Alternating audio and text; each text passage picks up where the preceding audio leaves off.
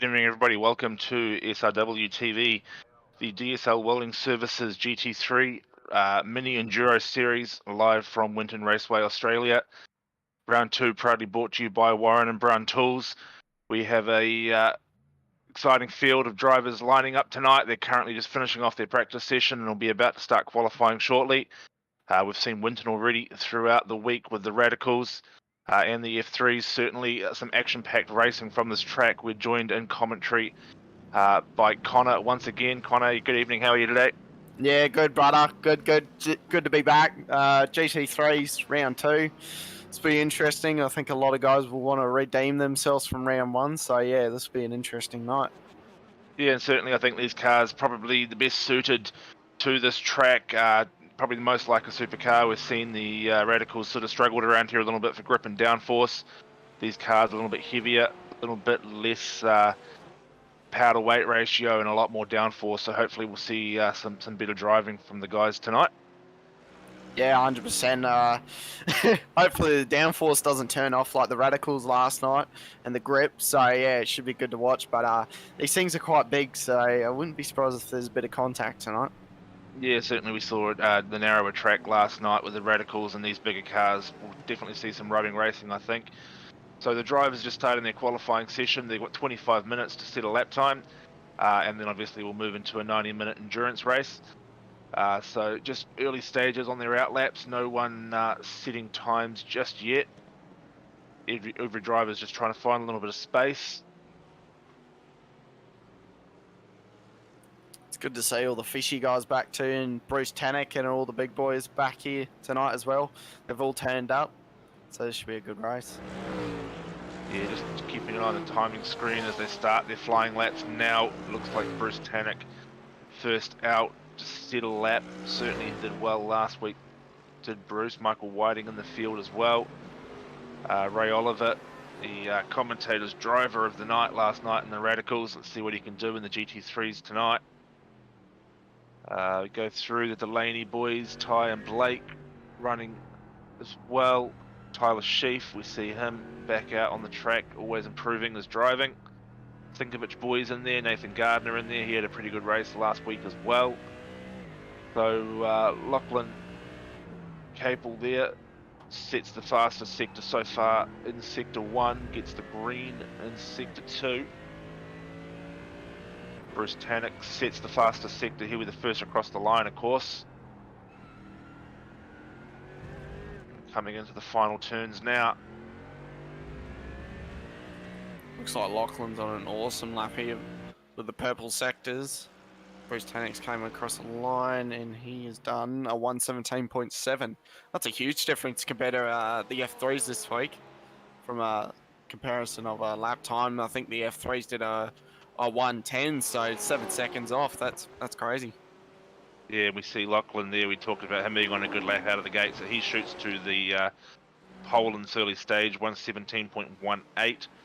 Only a few tenths in it for the top 3 so far as the drivers get their sighter lap in, so to speak. That first lap's never going to be the blistering, blinding lap to take the pole. Oh, Blake Delaney's off the track there. Just trying to get the grips of the car. Michael Whiting there. I don't think Michael Whiting did last week. No, he did. Sorry, he did. Yeah, he did quite well actually. But Yeah, the top 3 was top 3 was Fishy Boys last week. So I wonder if they can do it again. Yeah, well, it was certainly an interesting finish to the race at Watkins Glen last week. The that little last lap incident there, Jamie Dyke, the unfortunate victim in all that, sort of had the race win in the bag, and his teammate managing to come through. Jamie coming across in second there after a little bit of contact on the final corner. So again, we're probably going to see a little bit more contact this week. We've touched on it already. Winton's certainly a tighter track. There's going to be a bit more rubbing racing, so we'll see how those results play out. Hopefully the drivers can try and keep as clean as possible though.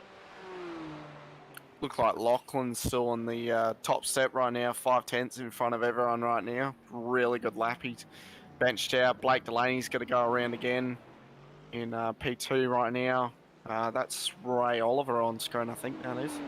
Yeah, Blake Delaney purple in Sector 1, but orange in the next 3 sectors, so certainly knows where he's got to make up his time, and he certainly knows where he's quick as well.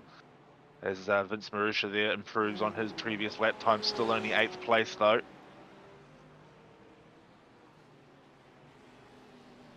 So 12 drivers so far with time set. Looks to be quite a few cars in the lobby at the moment.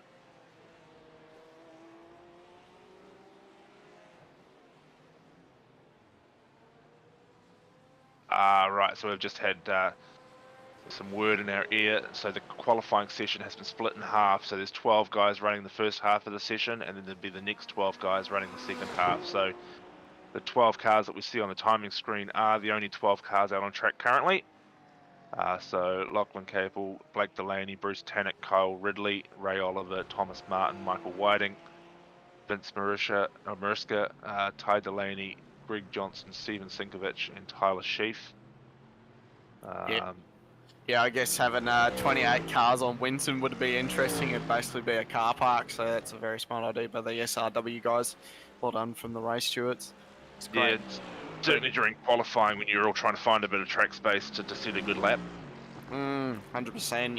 You definitely want track space around here because if there's a guy in front of you that's just a bit slower, yeah, you lose a lot of time around here. As we see Bruce Tanner just off the track there, been a lawnmower for a bit there, so he's going to come back on track. Hopefully, it doesn't wreck Greg's time there, so it hasn't been affected there. Well done there, Bruce there.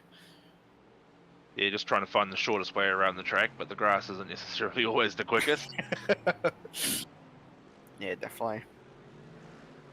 So Greg Johnson there, so far not improving on his pace this lap.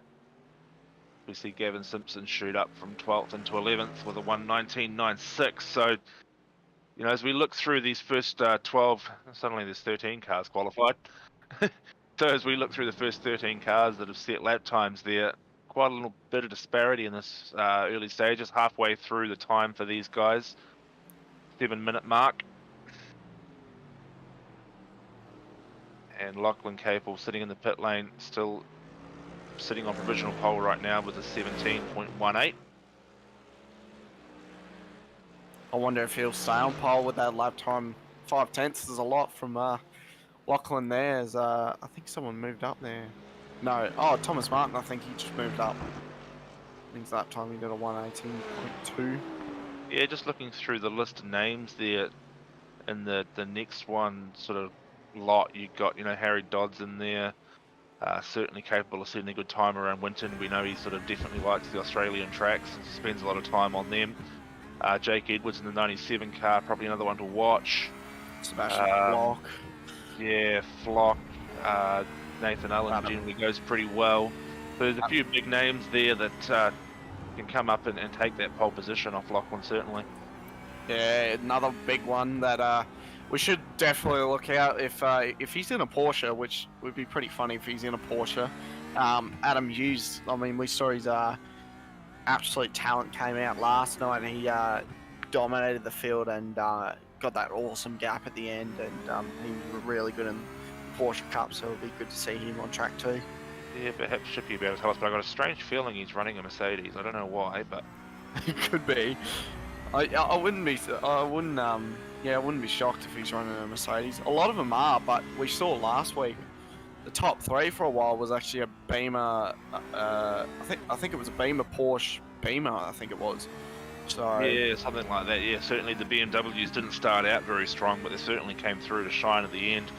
This track probably a bit more of a downforce track than Watkins Glen last week, so definitely some more downforce heavy setups, and I don't know, that probably wouldn't favour the BMW as much, I would think. Being sort of a bit more of a heavier car, a bit more grunty. I think probably better suited to the Adams and the Porsche, I've just been told. Yeah, I think another two drivers we should probably look out for is obviously Ray Oliver, but Kyle Ridley, he's in P5 right now, and they're actually only 2/10 away from each teammate, P4 and P5. So that's good to see. So that's our first two Beamers, 4th and 5th.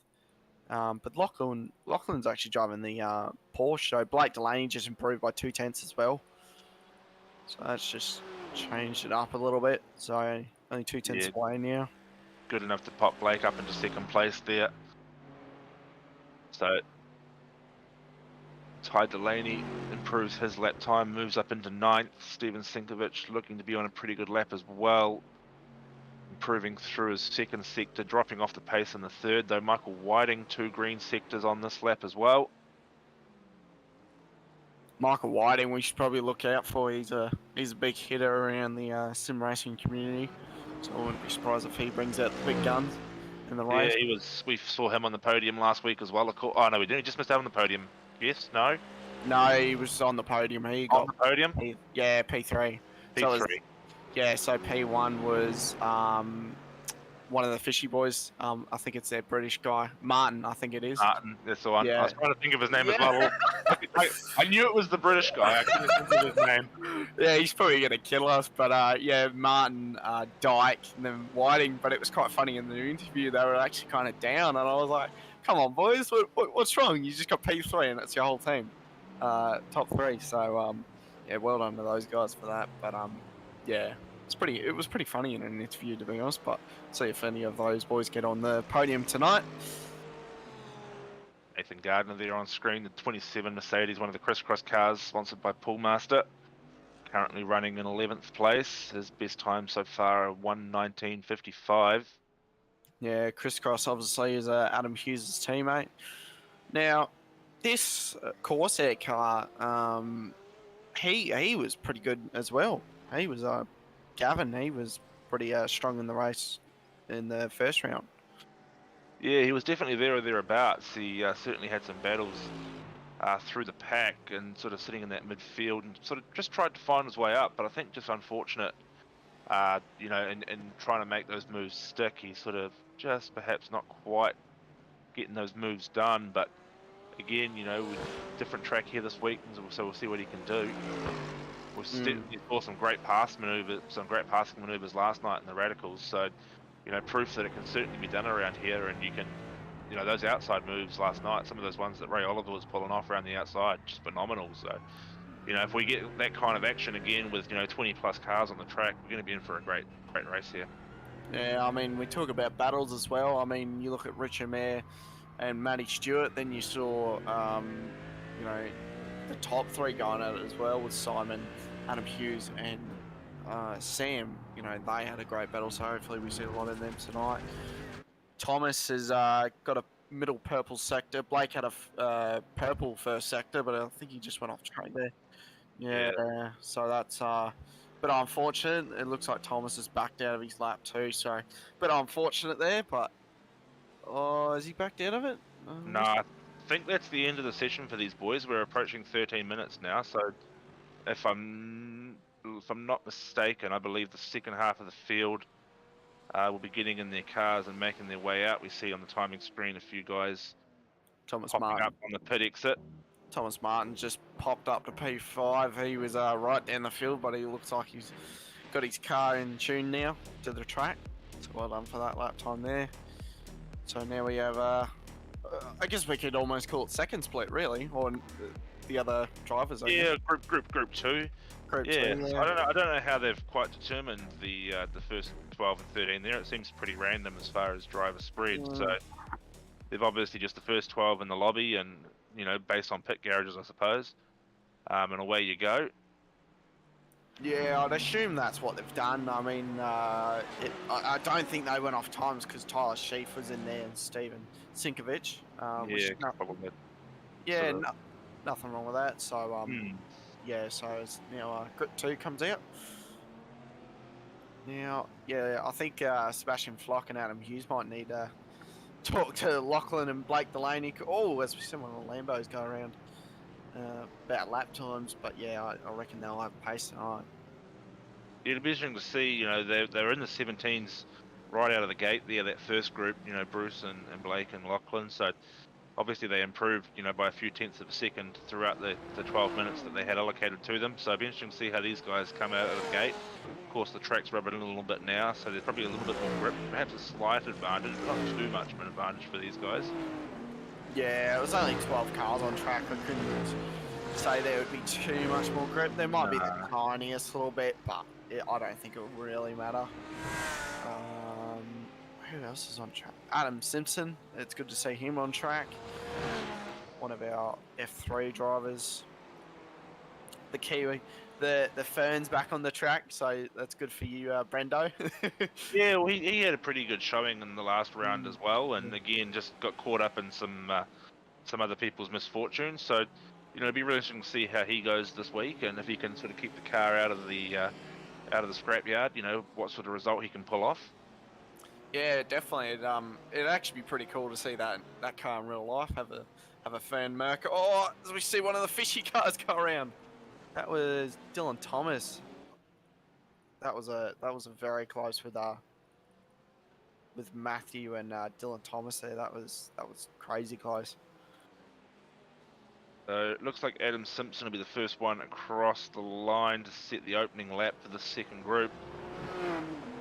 Coming up to the start finish line now, and just waiting for the timing screen to update. 1:19.7, so hasn't found his way up there too high.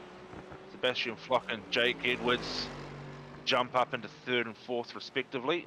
17.41, 17.64.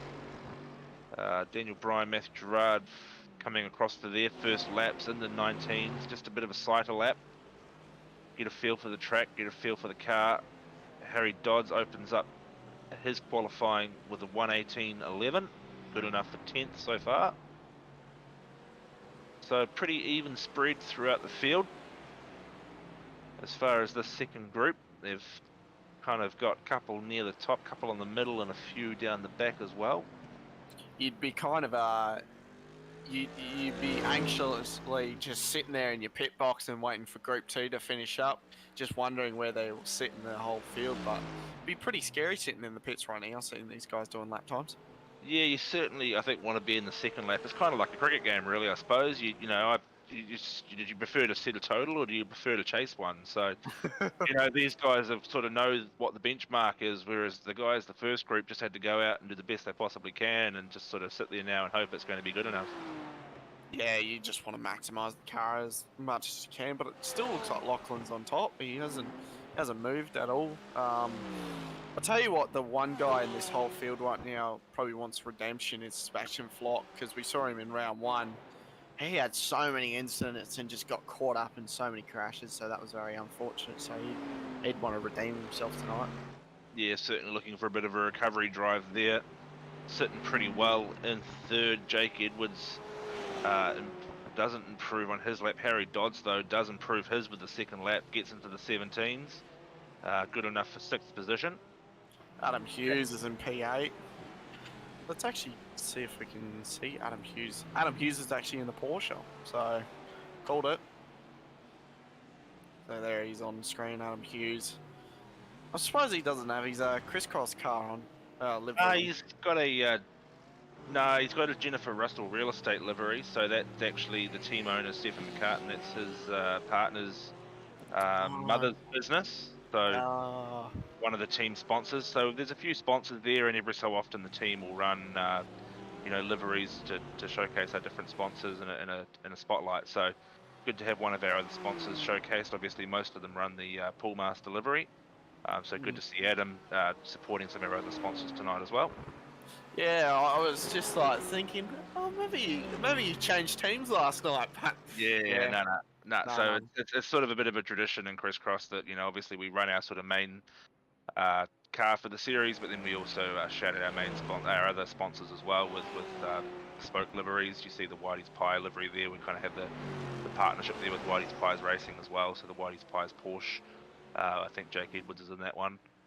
Yeah, there's a lot of them out there. I mean, our team do the same thing. We've Locksmith, one of our big sponsors. They've got their own livery. And we're actually making a racecraft livery right now, so that'll be up shortly. But enough about liveries.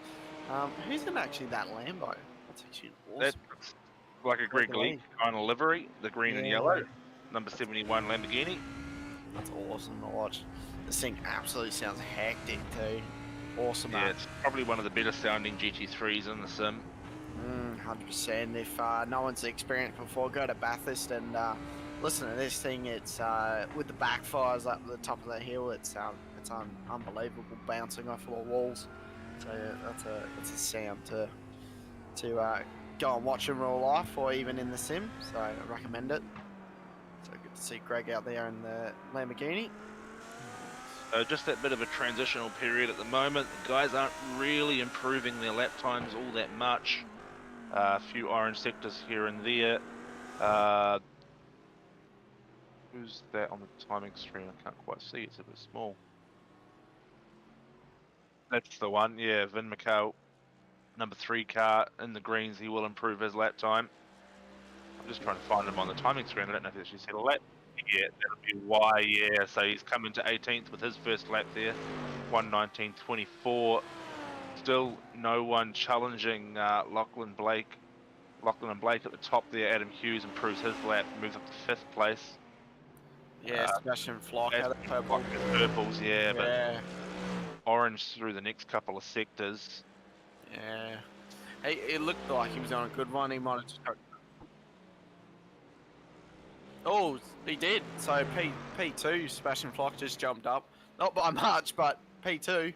Yeah, must have been a very good first sector there because the next 3 were all orange, so certainly just enough. It's only 3/100ths of a second, the gap there between second and third. Still a couple of tenths up to Lachlan, so still, pretty good gap. Oh, not a pretty good gap, but, bit of time there to find to get up onto pole. Yeah, definitely. With Lachlan's lap, it was a ripper of a lap. He did it on his first lap, so yeah, just came straight out of the gate with an awesome lap. So yeah. I think it was a second lap. Lachlan hit pole. I think he had a 17:30 something, and then he went better with the next one. If I remember, I'm pretty sure it was a second lap. Oh yeah, it was second lap, but the first one didn't count. So yeah, righto. Yeah. So the first one didn't count, the third one didn't count, or the fourth one. So yeah, my apologies. As we see the KFC car track there on the exit of the corner. Purple sector in the middle. Yeah, so Sebastian Flock finding more time in the second sector. Doesn't improve on his lap. In fact, he's 100th of a second slower. Fair enough, identical time. Yeah, he got a middle purple sector there too, so he's on for a pretty good lap time. I don't think he can just put it together yet, so he might just need to a bit more patience and just do another lap and see what happens. So he's... Yeah, Matthew Gerard there on screen, currently sitting in 17th on a 1:18.87. Very striking black silver fern livery. Kind of a bit unique in the field, really. There's quite a bit of colour around just to have a plain black race car, but very simple design, very elegant. Yeah, definitely. It's good to see one of these fern cars. You see them a lot just in the normal sim racing community, but it's good just to see one of the whitey pies. Jake Edwards there, getting sideways out of the corner. Full commitment there from Jake Edwards. It's another quite a nice livery too, the black and gold colour combination, always quite a classic livery. Yeah, it is. The Whitey's Pies has always been a good livery. Scotty's always said to hit him up for a pie. He loves his pies, so if you can, I'll send you my address, and a pie would be nice too, boys, so let us know. But yeah, it's the Whitey's Pies livery. Looks very striking. A couple of minutes left here in this qualifying session, so drivers will be lining up their last laps now. Harry Dodds just missing out on improving his time, still sitting in 6th place. So as it stands, it looks like Lachlan Capel will hang on to the pole position here. Sebastian Flock sitting in 2nd. Jake Edwards, Adam Hughes, probably the 2 most likely to pull something out of the hat here in this final stages of qualifying. Adam Hughes, green in sector 2, orange in 1 and 3. As we see him cross the line now, he'll get time for one more. Hasn't improved any, so this will be his last lap of qualifying. Right on board the 95 car. Seems like the Porsches are very quicker, and if you can hold on to the Porsche, seems like a very quick car. Yeah, they certainly look quite aggressive as we talk about holding on to the Porsche. He gets it all kinds of sideways, manages to keep it on the track and moving forward though. Great catch there from Adam Hughes as he comes around the top end of the track now through the double right-hander.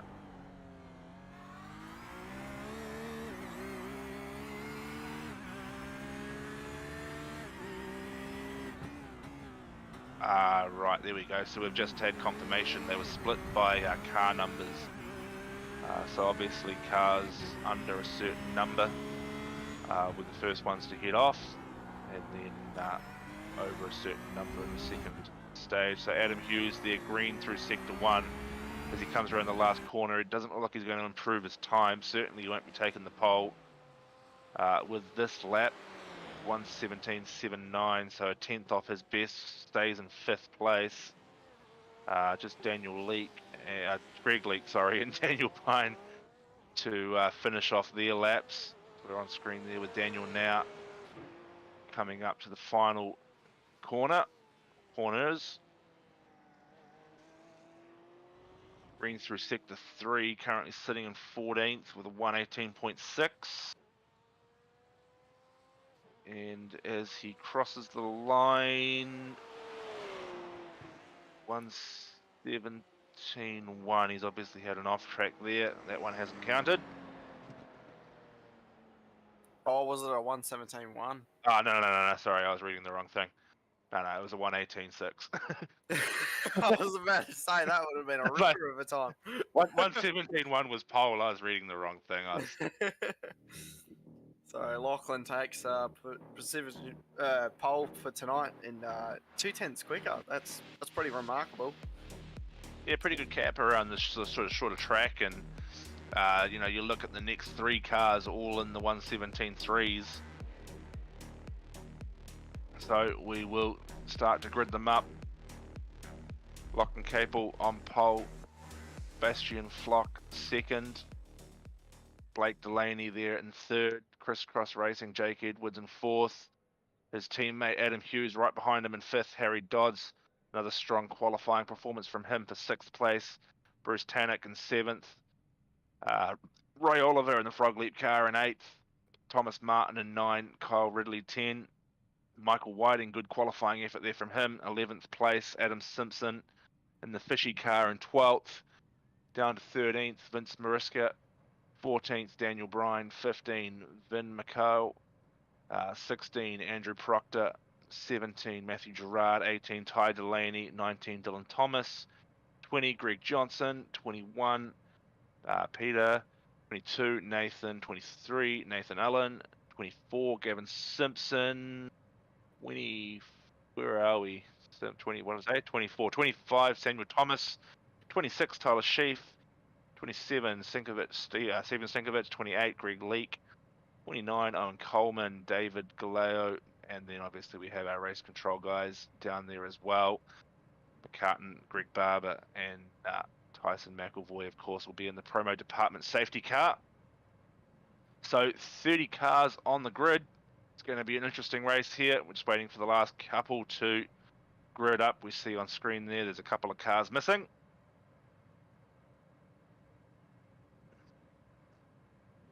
Yeah, it's gonna be an interesting race for the GT3s around here. I think it's gonna be a lot of commitment around here. Yeah, I think sort of to put an early prediction out there like we saw in the Radicals, probably a bit of turn 1 carnage, I think. 30 cars trying to get through that chicane at the start. It's going to make for some interesting racing. So all cars have gridded up, or rather the time has lapsed. A couple of cars look to have missed the start. So we see 5 lights there now. Oh no, we've got a rolling start, sorry. Might be a strategy almost, starting in the pits just so you can miss all that carnage. Yeah, not a silly idea really, because of course you'll miss the chicane too, coming out through the pit exit. Well, I guess if you've qualified next to your teammate though, like the Kittens, the Juice cars, the Fishy boys, they're all like next to each other. So maybe you could just do a bit of a strategy and go, hey mate, you go in front of me. So as we come around here, Sebastian Flock and Lachlan, take it away, mate. Just waiting for the green flag to drop. Lachlan on the inside line. Sebastian needs to be very careful here not to pass him before the control line. Looks to have got it right. So we are green, we are racing. 30 cars steaming into the chicane, turn 1, and Lachlan holding on, leading the field through. Michael Whiting had a great start, up 3 positions already through turn 1. Down in 9th position there. We follow the leaders through the first few corners. Blake Delaney on screen there, 3rd place, the leading Fishy car so far. Yeah, I wonder how these Porsches going to go on this first lap, get a bit of tyre temperature into the car. So, as our leading car is actually the Porsche, so there's another one behind Blake Delaney. So, I wonder how the tyre temperatures will go with that, with the engine in the rear.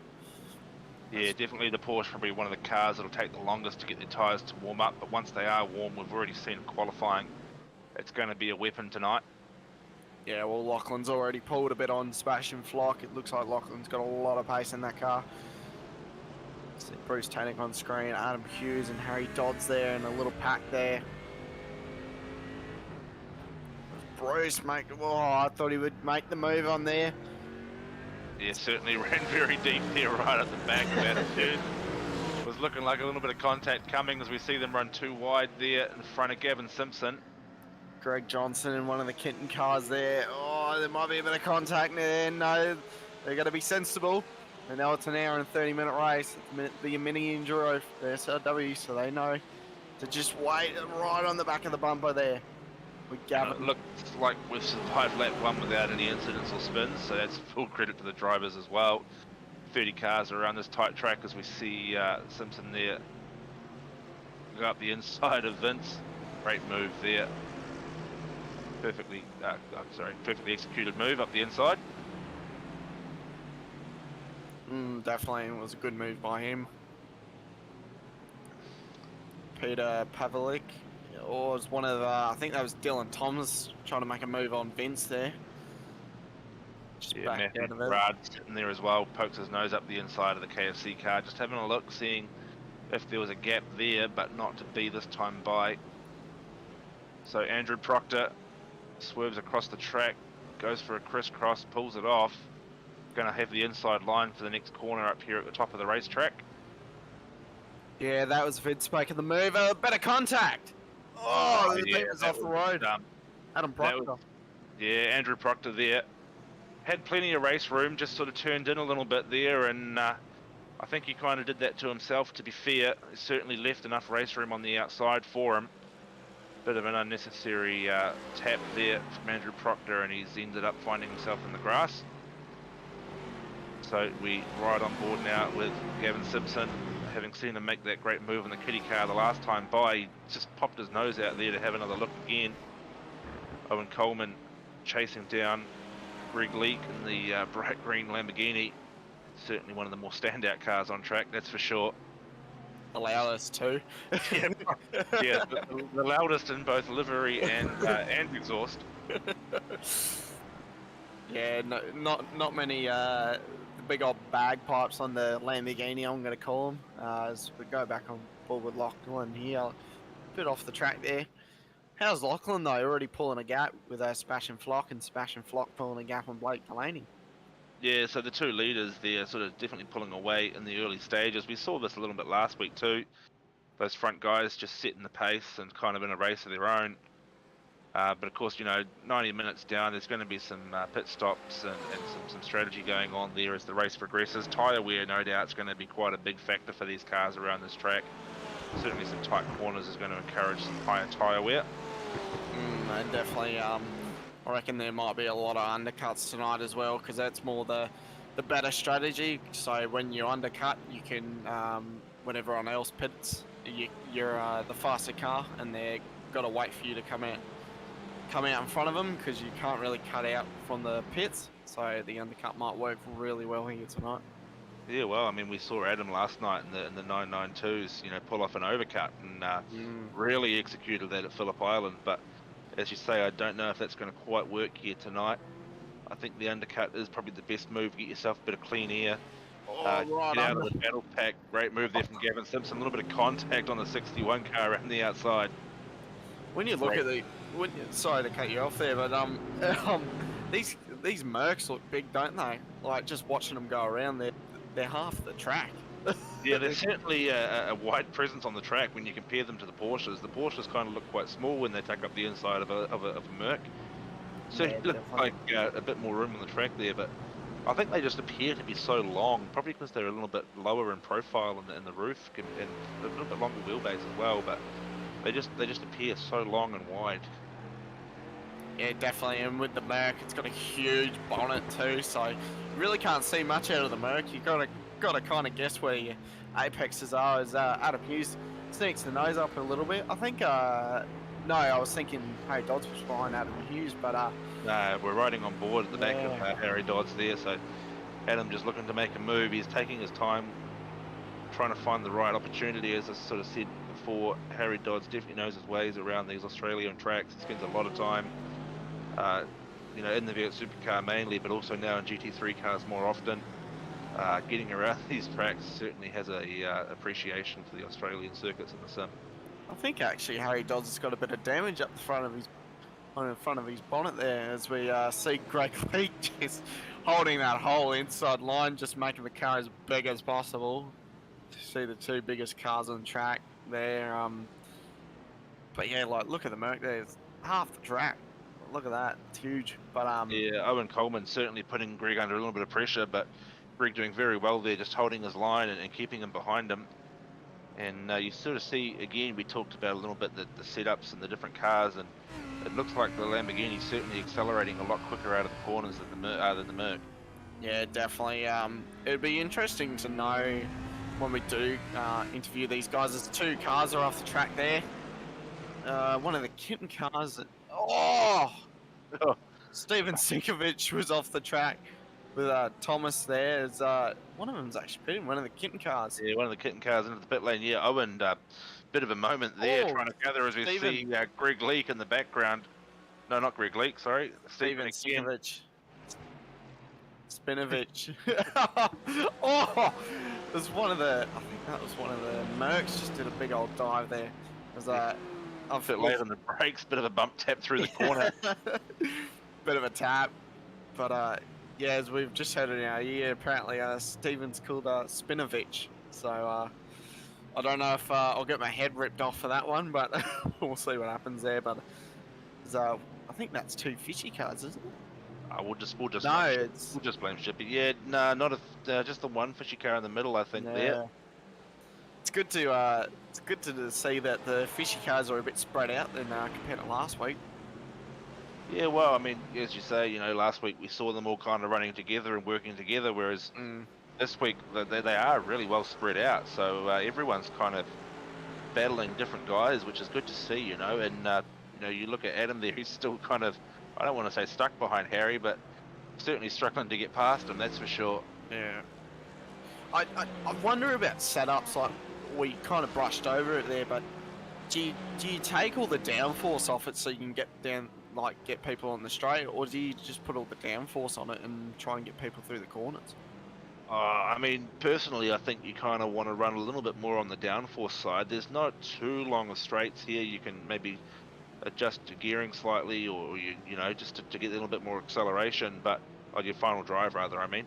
But you know, I think yeah, downforce through the corners I think is pretty critical here. The straightaways aren't probably long enough to really see massive gains from running less downforce. So yeah, mid-level car, but sort of slightly biased towards a downforce setup. Yeah, definitely. I'd actually see if the no downforce works, just because you've got the big straights and you've got a hairpin, so maybe you can put the car up the inside and hopefully it grips. But yeah, maybe it's just, you know, maybe someone is running that strategy out there. Hopefully someone is to change it up, but everyone might just be running the downforces. We see Ray Oliver trying to make a move up the inside of Bruce Tannock. Just, seems like you can't really put the car up in certain spots. I mean, we saw it in the in the radicals and the Porsches. I mean, the Porsches were at Phillip Island, which is such a big track, and you can pretty much put the car anywhere. But you know, we obviously saw the radicals, and yeah, they really couldn't put the car in a certain couple of spots.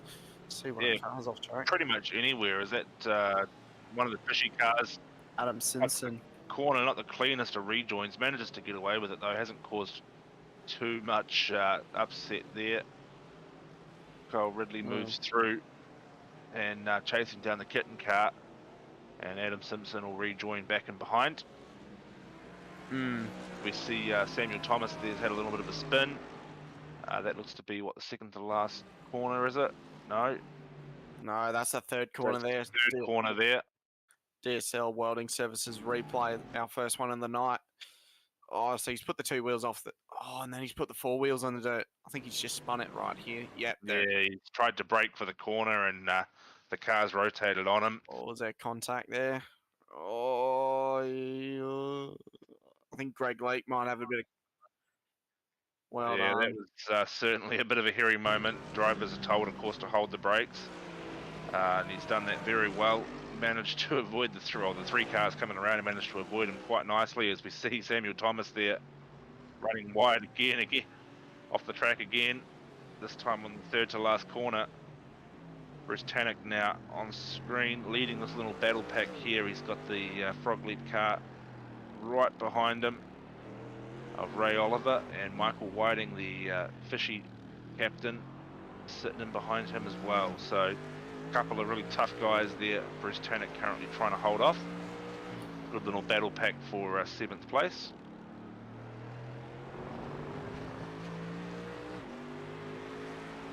And we just heard over the race comms, car 3 drove through penalty for contact with car 380.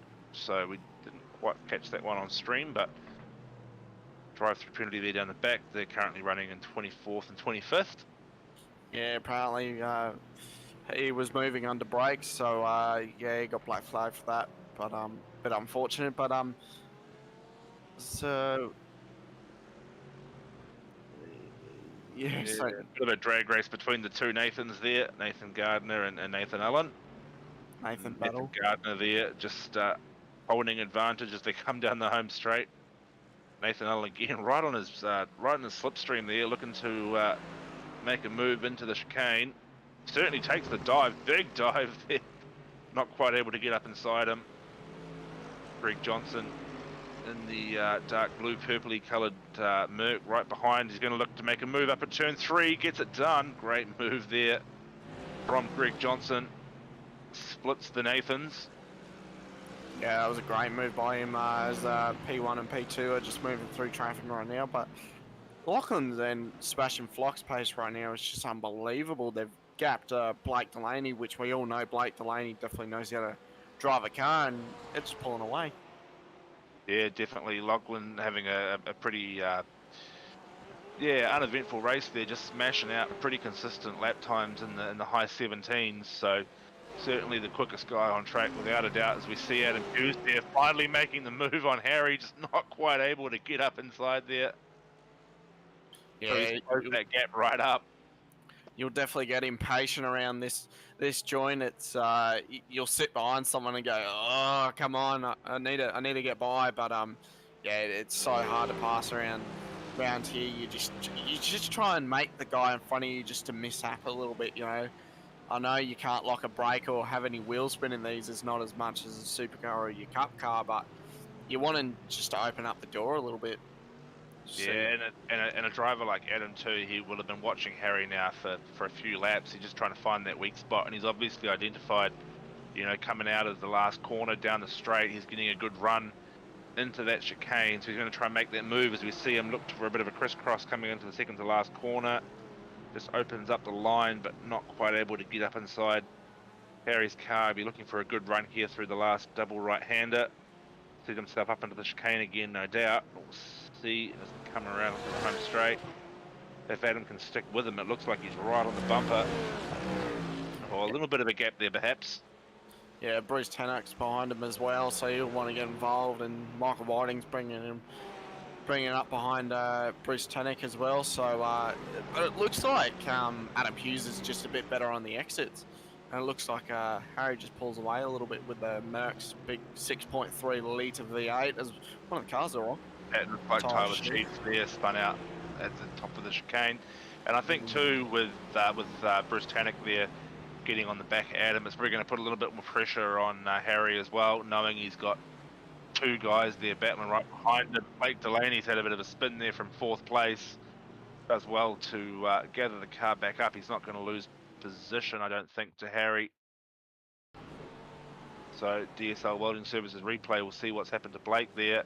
Just missed the apex at the start and he ran wide on the exit. Oh, that's the worst feeling ever. So he's just turned it around there. Lucky no one else was coming. He's done quite well to save it there, and as we're watching the replay, we've just heard Harry Dodds there. We talked about that pressure from the pack building behind him. He's off track as well. We'll see if we can get a DSL Welding Services replay for Harry Dodds there. And in a pretty similar spot on the track. No, not the right one. So this looks to be the incident here. Adam just pokes his nose out, puts the pressure on, and hits the brake on the grass, and that's the last thing you want to do. You see Harry's car whip right around in a very hastily fashion. So that's 3-4 positions there for Harry Dodds. Yeah. 3 from 5th down to 8th. So a bit of an unforced error there from Dodds. Sees Hughesy, Bruce, and Michael slip through. Yeah, Whiting as well. So Whiting's made up a few positions, started 11th, now he's 7th, so he's just slowly gaining on a few people. See Peter there in the Century Motorsport car, KFC livery right up on the back of Matthew Gerard. Tell you what, that KFC stands out, doesn't it, on that car? Yeah, definitely does. Makes me feel hungry. Oh no. A good zinger box. We've talked about the zinger boxes and the popcorn chicken. Scotty Rankin. So yeah, send it over, boys. 10:15 here local time in Kiwi land, and I haven't had dinner yet. I was too busy building my new RC car, so seeing that's absolutely making me starving. Yeah, especially one of our sponsors actually does RC cars, Dragon RC. They do a lot in the RC world. But yeah, definitely contact those boys. They know what they're doing. So what a brilliant unintentional segue. We are basically pros. We are basically pros at this. As one of the Century cars is on the outside there. Crisscross maybe? Not quite able to get up on him there. It's maybe going to get him on Ty Delaney here. Pretty sure that's Ty Delaney. Yeah, Ty Delaney. Yep. Very respectful tyres. Oh, bit of dirt. He's eat my dust, mate. Yeah, he's done quite well to hang on to it there. Just got a little bit up on the curb. Could have lost that very easily, but no, it did very well to keep the car pointed straight. And he's made that position up to 16th now. Sorry, up to 15th now, sorry. How have you, and by the way, Brendo, how have you not eaten? Well, you see, the thing is, when you start building an RC kit, right, at, 5:30, you kind of just lose track of time. So I finished it. I built a brand new Tamiya TT01 kit. So it's for those of you who know your RCs, it's a pretty sort of run-of-the-mill, club level type of thing. And yeah, I kind of built the kit, and I'm getting pretty good at them now, and then I started doing stickering. So that takes a long time, and next thing it's like, oh, it's time to come and commentate. So, Great. Ray Oliver there getting contact on Greg Leake and spins him around. No doubt we'll see a drive-through penalty for that. DSL Welding Services replay on the rewind there. Ray Oliver actually dropped down a few positions, but he made a move on the outside while you were talking about your RC car there. But he's up there, so Greg's... No, I don't know if he's all the way up there. It's certainly going to be... That's a bit of an interesting... Yeah, certainly something RC is going to have to take a look at. I don't want to say Greg Leake dropped down, but yeah, it was a bit weird. Well, I've been working on my sim kind of half through the day, getting my H pattern set up, as Racecraft has helped me out with that. So from sims to RC cars, from Racecraft and Dragon RC. Yeah, I mean, at the end of the day, it's all racing, isn't it? And that's what we're doing. And you know, through any form we can. We're obviously all a bit too poor to afford real Mercedes GT3 cars, so we, you know, the next best thing. Yeah, that's it. Definitely contact all our sponsors: Toyo Sim, Racecraft Simulations, Warren Browns and Tools. Finally got it. And DSL Welding Services as well. All our great sponsors that work with us in SRW. So Adam Hughes there, obviously on the back of Blake Delaney after that little spin he had a few laps back. So the top three fighting for third position there. Jake Edwards not too far up the road as well.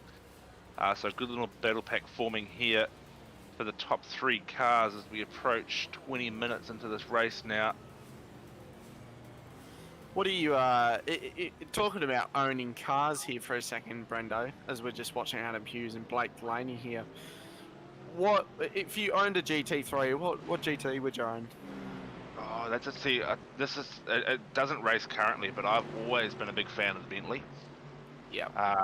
Just I don't know, something about the Bentley for me just always does it. We see on screen there, Greg Johnson. Dylan Thomas and Greg Johnson. Oh, contact there. Outside, he's pushed him off the track. That's that was very. I don't want to say. I want to say rude. That was. You don't want to say. Yeah, not like you don't want to say deliberate punt, but yeah, definitely looked bit rude. Like he gave him a bit of a tap off into the side. That was interesting. DSL Welding Services replay here. So that was all good. So heaps of room there. So you got the curb. And he's just dropped down on him. That's just failing to give racing room there. I think was Greg Johnson, and Dylan's found himself into the tyre wall. Done very well to keep the car moving forward. So we've avoided a safety car in that regards. Yeah, definitely. But unfortunately for Dylan Thomas though, but yeah, it looks like he's certainly picked up some damage there as we see Andrew Proctor fly past him. Harry Dodd's in the pit lane, so pit stops might be starting. Shush you. Yeah, it looks like the pit stops might be starting. I'm just on fire tonight. But definitely pit stops will be starting. So like I said about that undercut, maybe Doddsy's going for a big old undercut. Yeah, well, he certainly had that little bit of misfortune a few laps back, and if he can find a bit of clean room on the track, he stands to make up some time and, you know, get back into that battle for 4th and 5th, I believe it was. Yeah, definitely. And as we were talking about that incident with Ray Oliver, one of the kitten cars are off. Splash and Flock just passed. That incident with Ray Oliver was black flagged. He was black flagged for that. Lap 15, turn 7. So, yeah, I don't know about that with Greg Leake and Ray Oliver. We know what Ray Oliver's like. He's a very good driver. So, yeah, it's a bit of an interesting one, but live and learn, I guess. Yeah, just one of those things, really. I don't think it was overly intentional, obviously, but yeah, definitely. Yeah, just.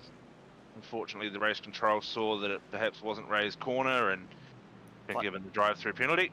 Sorry about that. Blake Delaney and Adam Hughes were just on the radio. I didn't hear much from it, but there might have been a bit of contact or something. We can find them on track, if that's okay.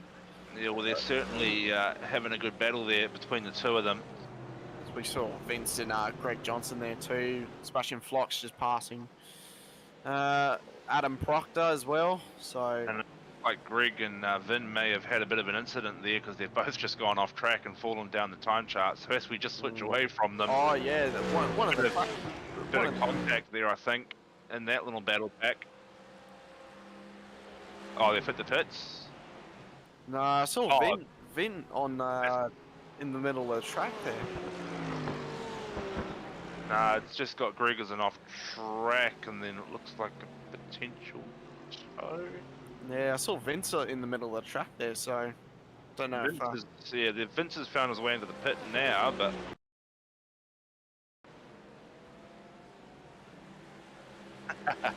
wrong car there.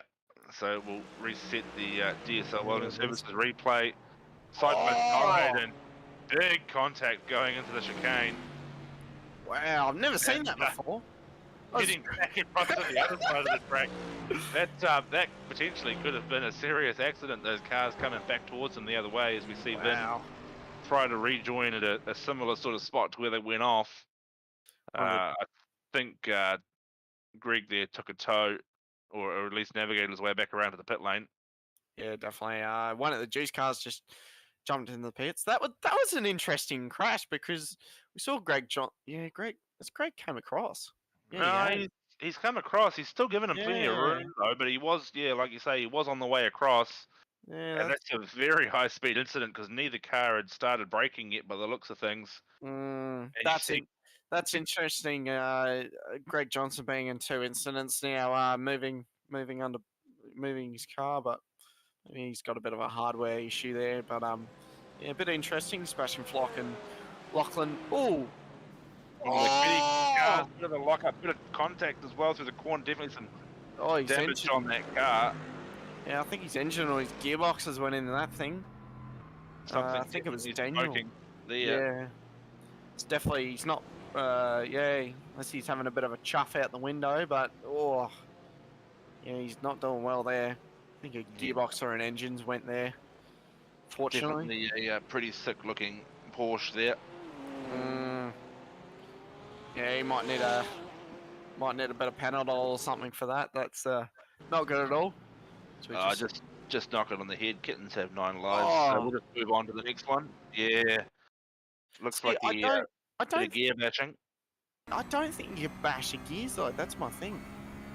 Certain cars you can, certain cars you can't.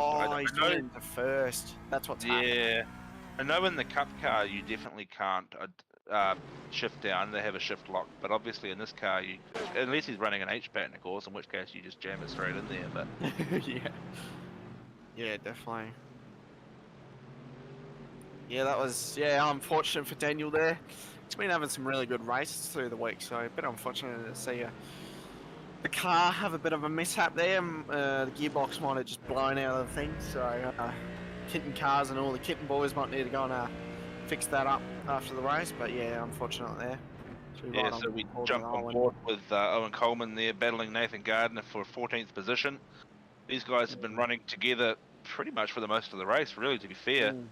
Yeah, this is probably the closest they've been for a little while now. Coleman just 2 tenths up behind, just looking to try and make, waiting for the opportunity to try and make his move.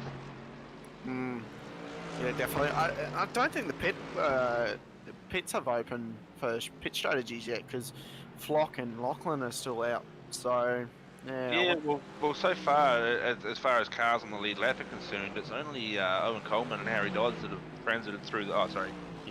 Only Harry Dodds that has transited through the lane outside of a couple of guys that have had some penalties and some damage. But yeah, it's certainly interesting to see what Harry was getting at there. I don't think he would have copped any damage from his little spin out there, but perhaps a little bit too early for an undercut.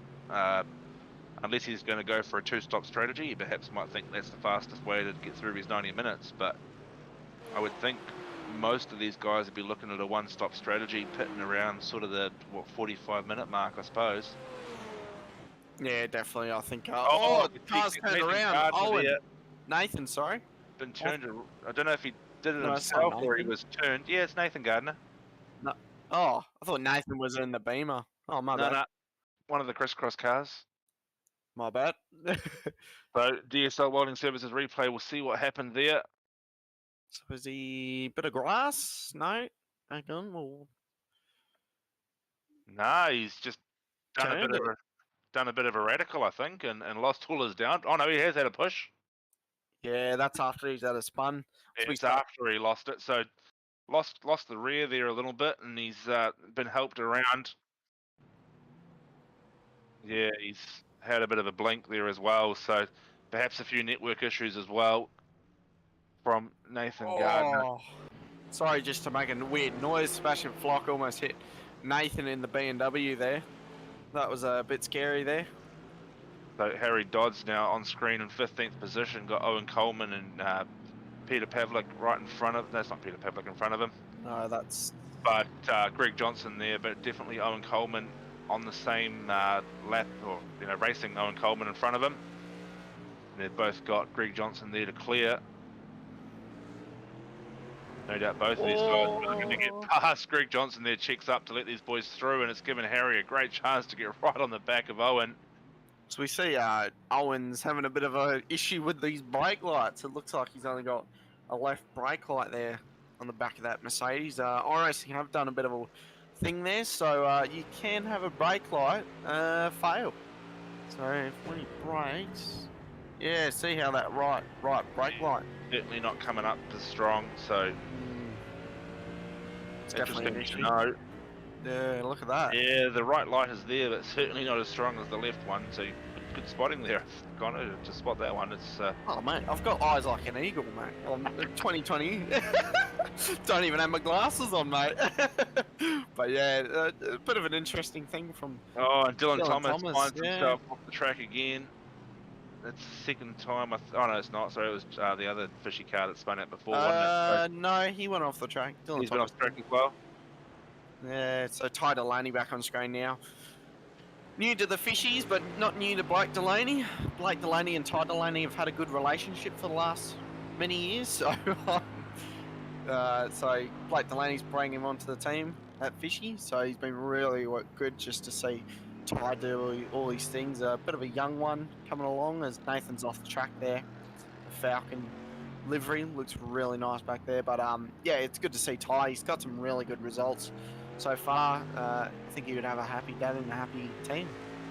Yeah, he certainly had a pretty good showing at Watkins last week. He got caught up in the final stages in a couple of bits of mischief, which ultimately, affected his final finishing result. But, running pretty solidly at the moment in the mid-pack and doing pretty well as we see, who was that? Oh, Go through a bit of a tap there on the way through. Yeah, didn't give him much space on the exit there. As you see his dad's coming up behind him as well, Blake Delaney. But yeah. Yeah, he didn't really give him much room there. Adam Proctor just squeezed him a little bit there. Showed the young one around the ropes. Yeah, definitely gave him a bit of a squeeze there, and Vin, did quite well out of that, getting through as well. As we see the quicker guys now, Blake Delaney starting to catch up to that pack, so he'll be looking to clear through these guys pretty quickly, I would think. Yeah, his son just let him go there, Ty Delaney. Pretty big split there between the top few cars, a couple of seconds between Lachlan and Sebastian, so Sebastian doing quite well to at least keep Lachlan in eyesight, but 16 seconds back to Blake Delaney in third. Couple of seconds further back up the road is Jake Edwards. And then we get into that Titanic, Michael Whiting, Adam Hughes battle pack. Yeah, so it looks like green there. Looks like Adam Hughes has dropped back behind Michael Whiting, the fishy boss, the captain of the deck. So he's I don't know what you could call him, the big fish. Big fish. Big fish. Yeah, the big fish is coming through the field. That's actually a good nickname.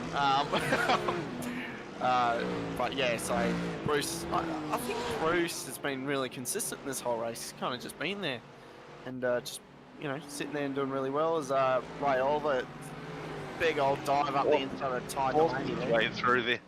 Yeah, put the nose up the inside. See you, Ty. Oh, and he's gone too hard.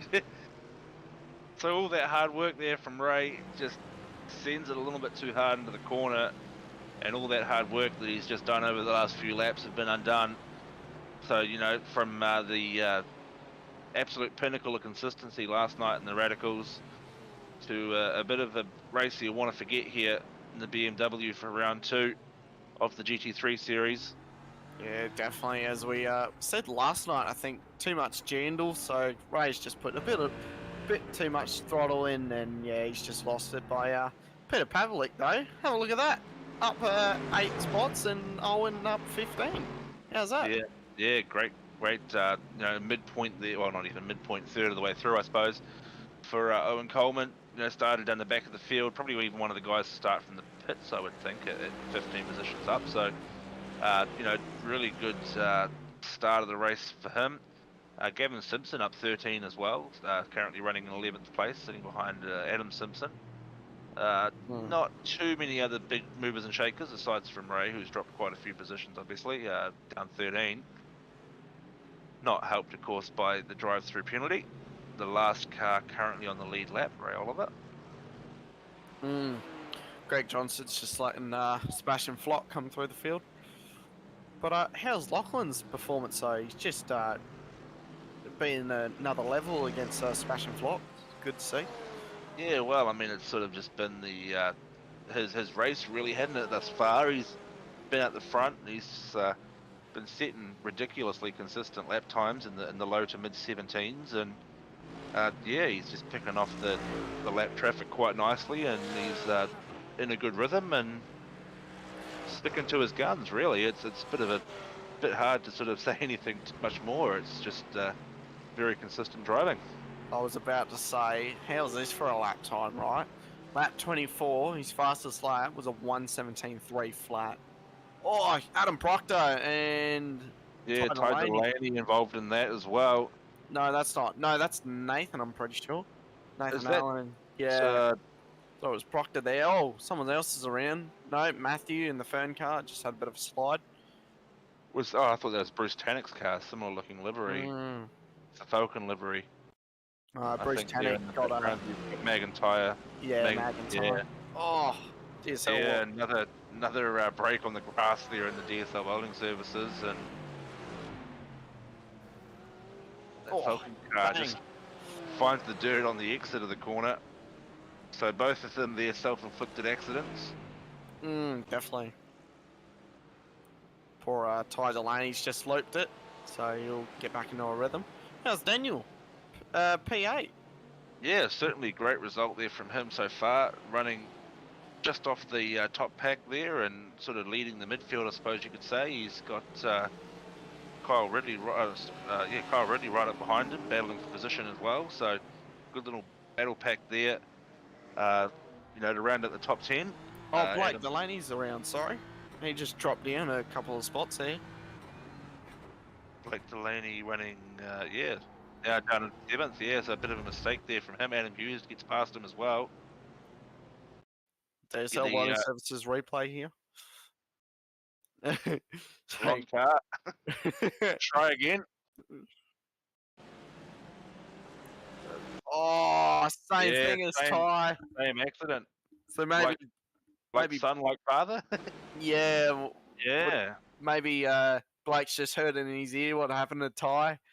Oh no, that's just so unfortunate. The car actually had a bounce there. Yeah, well, it certainly seems to. Yeah, they're clipping the dirt on the exit there. It seems like a fairly common mistake, as we see Kyle Ridley there hanging on around the outside. Yeah, the inside now. Yeah, great pass around the outside there. 29. Kyle Ridley. Tell you what, all these guys are going to be sick of this track at the time. Oh, that's Blake Delaney. Who did he get involved with that? That was an incident. Something's happened to Blake. Something's going wrong. Maybe he's having dinner. Looks like his rhythm's been thrown off a little bit there. He's just not quite hitting his marks. Needs to refocus, I think, and find his lines. Just looking like he may have been pushed wide there, so we'll go to the DSL Welding Services replay. SDK there, just wanting to show us everybody but Ray Oliver taking a bit of a shortcut there anyway. Oh, so Blake's trying to miss him. Yeah. So Blake's trying to tie sheets off too. So Blake's trying to miss Ray there, and it's just too much grass. Blake there just trying to give himself as much space as possible on the exit, perhaps just overreacting to the car rejoining. Not necessarily an unsafe rejoin, just a bit of a miscalculation there from Blake, I think. Yeah, definitely. Yeah, not Ty. I was about to say Ty Delaney. Blake's just out of a rhythm now, so he's just trying to get back into it. But yeah, a bit unfortunate there. Harry Dodds is in P13, so he's doing well. Yeah, he's finding his way back up through the field. He's slowly working his way back through after the spin and the pit stop there on lap 16. We're on lap 31 now. A quicker other guys might be on lap 32, but everybody is certainly on the lead lap here. We're looking at currently down to the first 25 cars. It looks like we've got what, 3 or 4 cars, a couple of laps down. So we move up to Michael Whiting, currently sitting in 5th position. This is a 4-car battle pack for 4th place here, led by Bruce Tannock. Sorry. Adam Hughes and Blake Delaney right there in the picture as well. Looks Yeah, like, Michael Whiting's just got a move done on Adam. Yeah, Michael Whiting just moving through the field, just being the big fish and just moving through the field very slowly and just making some ground. Awesome, awesome livery by Adam Hughes there too. Really good livery there too. Yeah, quite a simplistic livery, but quite really stands out amongst the crowd, eh? It just Yeah, showcases off the sponsor and a good little 2-tone paint scheme there with the gold and silver, or the mustardy silver 2-tone. definitely. It definitely looks like a GT3 car, if that makes sense. Very GT. Yeah, no, I get what you're Yes. saying, definitely. Sort of the what am I trying to say? Like a like a national level kind of endurance cup car kind of thing. So Andrew Proctor on screen now, currently running in 16th position. That's exactly where he started. He's holding off Ray Oliver and Vin Marco there. A couple of cars putting the pressure on right behind him. As we see Ray Oliver looking to try and make that move. Certainly a very aggressive passer is Ray. Aggressive in a good way, of course. Looks for every opportunity.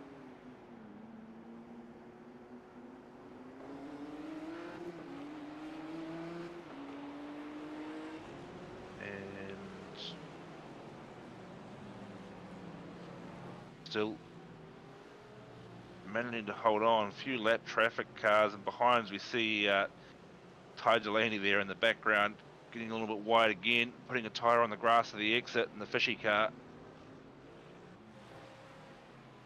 Ray Oliver still just trying to make that pass work. He's sticking his nose out.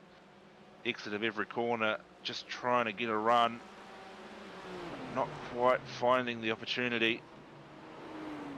Seems like 42 minutes in so far, so we're you couldn't say halfway yet either. Another 20 minutes.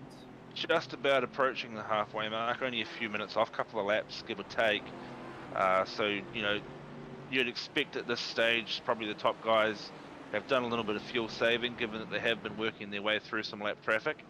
Probably not pushing as hard through the corners, so we'll probably expect to see them maybe running a little bit later. These guys that have been involved in battle packs, a bit more heavy on the throttle, coming in and out of the corners, probably be needing to pit a little bit sooner. Definitely, and talk about liveries and Vin. Oh, Michael Whiting's around. Oh, bang! Did he have a push, or has he done that by himself? No, he's done that on his own. Oh no! Oh, and probably going to get a black flag for a bit of a dodgy rejoin there. Yeah, now he's going to be back with his teammate Blake Delaney in front of him. Oh, that was so bad to see. Yeah, well, that's really spread out the top few cars as well. They were running fairly close together. Bruce Tannock on the back of Jake Edwards, but Adam Hughes now finds himself a couple of seconds off the group. So we've got Ty Delaney and Matthew Gerard there on screen. Yeah, the fan car, the car that's actually my favourite, and I'm not even Kiwi, so no bias at all. But yeah, good looking livery there. I think we point out a couple of liveries there, and like they're simple but they're elegant. So yeah, good to see. Yeah, just effective. Actually, while we're talking about liveries, what about the chat? What's your favourite livery, guys? Point them out. Well, we've pointed out like Vin, Matthew, the fishy cars, kittens, crisscross, whitey pies. Who else we got? Got Steven Sinkovich on screen at the moment, the Team Yeah. SOW car, Yeah. There's a few out there, so the Green everyone. Machine, Greg Lee. Yeah, the Green Machine, the Falcon car, the Matthew, the Fern car, obviously.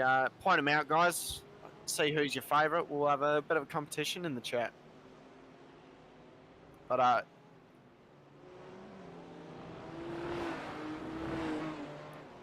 yeah, Facebook and YouTube, guys. So get onto it. Put something in the chat. Say hi to us. If you've got any questions too, ask us in the chat.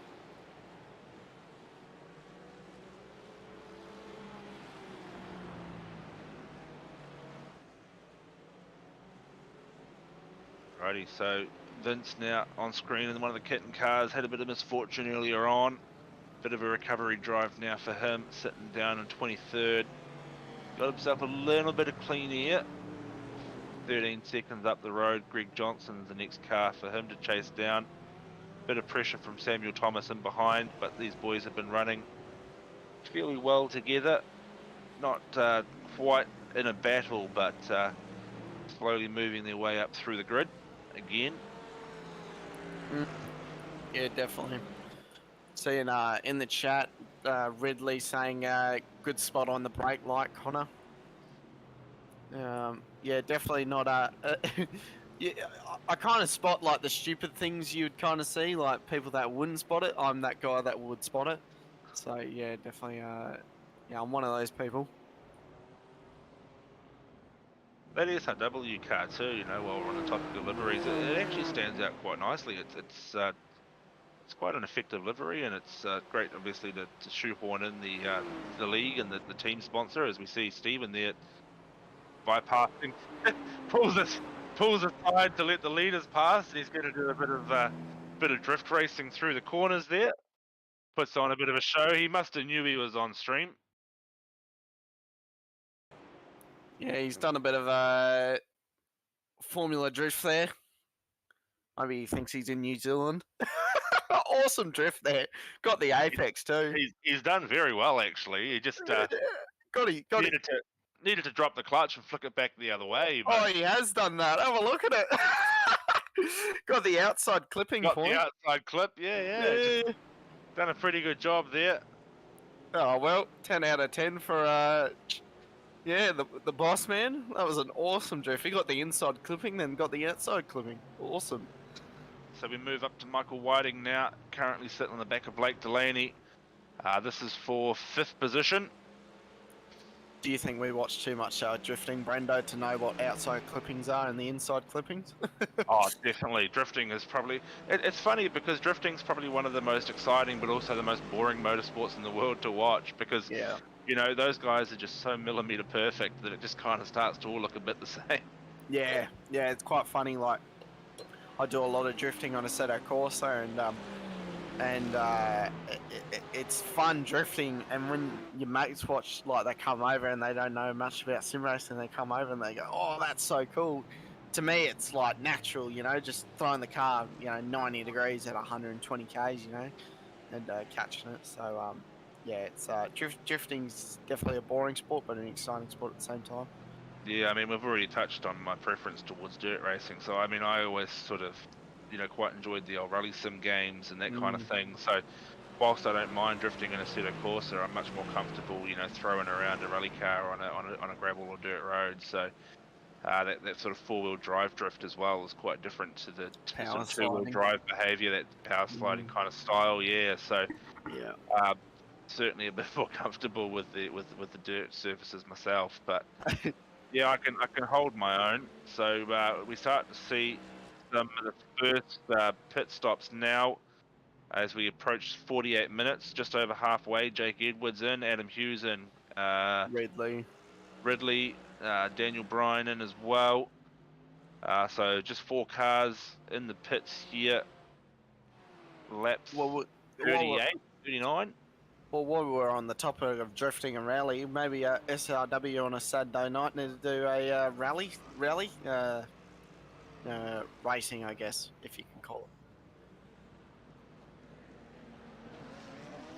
it. Yeah, there were rallycross races run, but yeah, not the most popular thing on the iRacing platform. You kind of get a few sort of serious things, and I think the biggest thing with rallycross, particularly in iRacing, is the free car that you get, the Beetle. It's kind of a bit rubbish.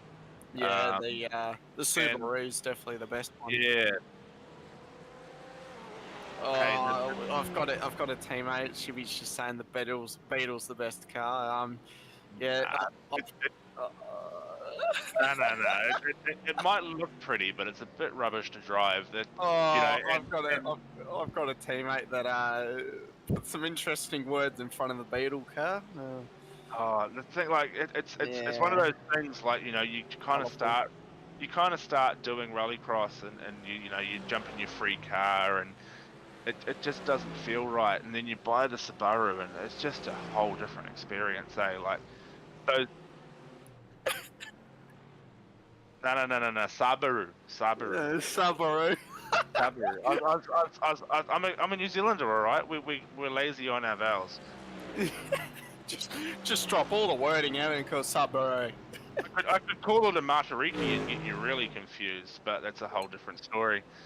Anyway, anyway, so and it's the same with the trophy trucks as well. I remember I was sort of in the officials one day, and I was driving the Pro Lights or whatever the rookie cars were, and there was some guy in there that was a bit of a hot shot, and he was talking trash and whatnot, and he says to me, "Oh, move your brake balance forward," and I can't remember exactly the number, but it was ridiculously forward, and oh my god, that just made the car drivable all of a sudden. It was a completely different experience. So knowing how to set those cars up for the tracks as well is quite crucial. And when you're racing rookies and stuff in the rallycross, it's not like a rally game like a Colin McRae or a WRC. You can't just jump in and drive. You've actually got to set the cars up, and that's one of the Yeah, hardest definitely. parts, especially when you don't know what you're doing. Like, I can set up a sprint car or a late mod pretty well, but setting up a rallycross car is a completely different thing. So, Well, it's quite funny in my team, the 1-9 team. We've actually got two experts in the pro truck and the rally car. So Chris and Jake have both won championships in rally car and trophy truck.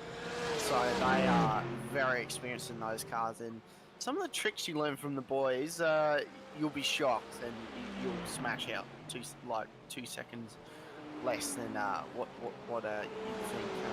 Yeah, definitely driving those cars for cough cough wink wink rallycross on Saturday, please. yeah. And it's quite interesting you talk about those few little tips Subaru, and tricks, your Subaru. Subaru is how most Subaru. Yeah, Subaru. We stuck an extra U in there, I don't know why. It's just, yeah, it's a how it Kiwi is. thing. Kiwi, Island that Kiwi thing. Yeah. So, it's the whole tomato thing, oh come on, no, it's just a Kiwis being lazy. Well, yeah, I mean that pretty much sums it up too. Yeah, the classic Kiwis, but we should probably talk about the race a bit more. Bruce Tannick on the back of Adam. Wait. There's a race going on? Oh, didn't even know it was happening. Nah. There's a shibby in the background saying podcast is on Monday nights, not Friday nights. So yeah, true that. Thanks for that, Shibby. 53 minutes into the race. Bruce Tannick's on the back of Adam Hughes, so Hughes has made up some time then. Actually, Bruce Tannick and Adam Hughes have made up on time on Jake Edwards. So Yeah, they're slowly closing in that gap, Adam Hughes and Bruce Tannock, I think kind of working a bit more together rather than fighting. Harry Dodds just come up the timing screen into 6th place as well. One of them just went into the pits, just trying to work out who it was. Oh, a bit sideways there, Adam Hughes. Maybe Doddsy's figured this one out and, can make it to the end now. I doubt he's going to make it to the end. I mean, you look at these guys now coming out of the pits, lap, 37, 39, a couple of guys, 34. Harry back there at 16, so you would probably think it's going to be a 2-stop strategy for him. Pitting again in another, 30 laps time, around sort of the high 40s to lap 50. Probably looking at maybe 70 laps this race, if that math in my head that I did just instantly and estimated is correct. As we see, and try to make a pass on the outside curb. It's roughly right, I think. Oh, yeah, righto. Yeah, Title we'll go with it. Yeah, Just righto. if Ty you say it, Delaney on the. Oh, bang! bit of Ty contact on the outside. Yeah. Yeah, Ty Delaney's just been pushed out there. Eh? Everyone's giving him the cold shoulder tonight. yeah, he Smashing flots, flashes and certainly had a flies. couple of little moments there where he's been pushed off the track. Everyone's been bullying old poor Ty Delaney. Poor Ty Delaney. There we go. I'll get bullied by Blake. He jumps in the green room eventually. But yeah, Pocket Rock is his nickname now for Ty Delaney. Been calling him that for the last week or so. Blake apparently really likes it, so yeah. But Adam Hughes in P4 now. He's made some game. Yeah, probably pulling about half a second a lap on Jake Edwards at the moment. The timing screen's come down from sort of 30 odd to 27 and a half over the last couple of laps. So yeah, conservatively half a second a lap, and obviously still plenty of time in this race to close that gap up. Jake Edwards, you know, sitting 13 seconds off Sebastian Flock. You know, so a fair bit of gap there. Lachlan certainly pulled away. Oh, sorry, hang on, I've got that wrong. Sebastian sitting 13 seconds behind Sebastian. Yeah, Lachlan is 13 seconds ahead of Sebastian. Adam Hughes is just past Jake Edwards. 28 seconds. 28 seconds back to Sebastian. I was reading the timing screen backwards, all right? It's 11 o'clock at night. I'm getting tired. Oh, here we go. I can't pronounce Subaru correctly. It's all going downhill, folks. Just an average Kiwi messing up words and, you know, doing the usual Kiwi things. It's a bit like the Australian rugby team, right? I can't quite play the last. I can't get the last 15 minutes right. Oh my god. Kiwis and Aussies having a fight again. So great little battle here whilst we were arguing about which nation's better. New Zealand, by the way. You know, Jake Edwards, Bruce Tannock right in the back of Adam Hughes now. Adam's got a little bit of clean track in front of him, trying to close that gap up to Sebastian. But yeah, certainly both those crisscross cars, Bruce Tannock right in behind. These guys are going to have a pretty exciting next few minutes, I think, as we get around on board here with Bruce Tannock gets right at the back of Jake Edwards. You know, narrowly avoids a bump. You know who I'm not shocked that's drifting more is Bruce Tannock on the track. He's doing quite well keeping the car under control. He's a professional drifter, I've heard. You know. Oh really? I think he's in NZ, or he might be in Australia. I don't know which. It's all the same stuff. New Zealand drifter, Shippy's just mentioned in my ear. So yeah, Bruce is a bit of a drifter. As Dodds is under attack by the big fish. Bear with me, I'm just googling. Mag and Turbo, yeah. So Bruce Tannock's a drifter in NZ, Kiwi land, as my brother and you've said, Brando. S13 Sylvia, nice. Yeah. That's, I mean, to be fair, when it comes to drifting in New Zealand, right? Mad Mike is kind of your go-to. Everybody knows Mad Mike. Oh, and then there's a couple of guys here that have kind of gone international. You know, you may have heard of Fangadan. Races a VE Commodore, drifts a VE Commodore. Yeah. He then switched over to the Ford RTR, the Vaughan Gittin Jr. car. He bought one of Vaughan's old cars, so he now drifts the Mustang over here in New Zealand. And then the guys I sort of follow are the local guys that I sort of have come across, you know, within New Plymouth. So yeah, no, interesting. I'll have to keep an eye out next time I'm watching the drifting. Definitely. Yeah, there's a lot of guys in the scene. Is drifting a big thing over in Australia, or is it the sort of thing that you go around with your tracks and you have a TV? Yeah, massive. So yeah, like over here, there's a lot of because obviously Japan's a bit closer to Australia than NZ. Right. There's a huge JDM thing over here, like in WA. Obviously, that's where I'm from and live. There's a lot of drifting over here. So Barbagallo, every weekend, there's always a drift event going on. So they'll drift from turn 1 all the way up the hill and then down the hill, then come back over. So yeah, definitely drifting's huge in Australia. Should search up, yeah, just drifting in Sydney and all that. But there's a lot of street drifting too, which is never good. So, Yeah, right. I mean, we're very much, the whole JDM culture as well, but in more recent years, as I mentioned, we talked about the Commodore and the Mustangs, and we're starting to see a little bit more of that as well. As we see Bruce Tannock now gets up the inside of the Whitey's Pies Porsche. Jake oh Edwards up bang! a bit of a bump. The old Picking up there though, he's trying very hard to make this pass work on the SVG. outside. Oh, he's getting a bit of a squeeze. Bruce Tannock on the outside. He's got squeeze. He's got a bit of room contact with the Whitey's Pie and Bruce Tannock. That's the Whitey's Pies car. Oh, Definitely one for race control to have a look at there. Oh, You see gonna keep moving. Barber going through. Oh no, Jake got Jake squeezed Bruce there a little bit, which is fair enough. Yeah, giving him a little bit of room. Oh, so Bruce has just got a bit sideways there. Yeah, just doesn't quite catch the car in the corner, and we see the sad side of the Whitey's Pies car up in the tyre wall. Oh, and the entry's not too good either. As Blake Delaney just had to make him up. And plus he went up the inside of Ray Oliver, I think there. Yeah, a bit of a wiggle, so definitely going to be damage on that Whitey's Pies Porsche. So no doubt we'll see Jake there find his way through to the pit lane. Just trying to find him on the timing screen. Drop down to 9th.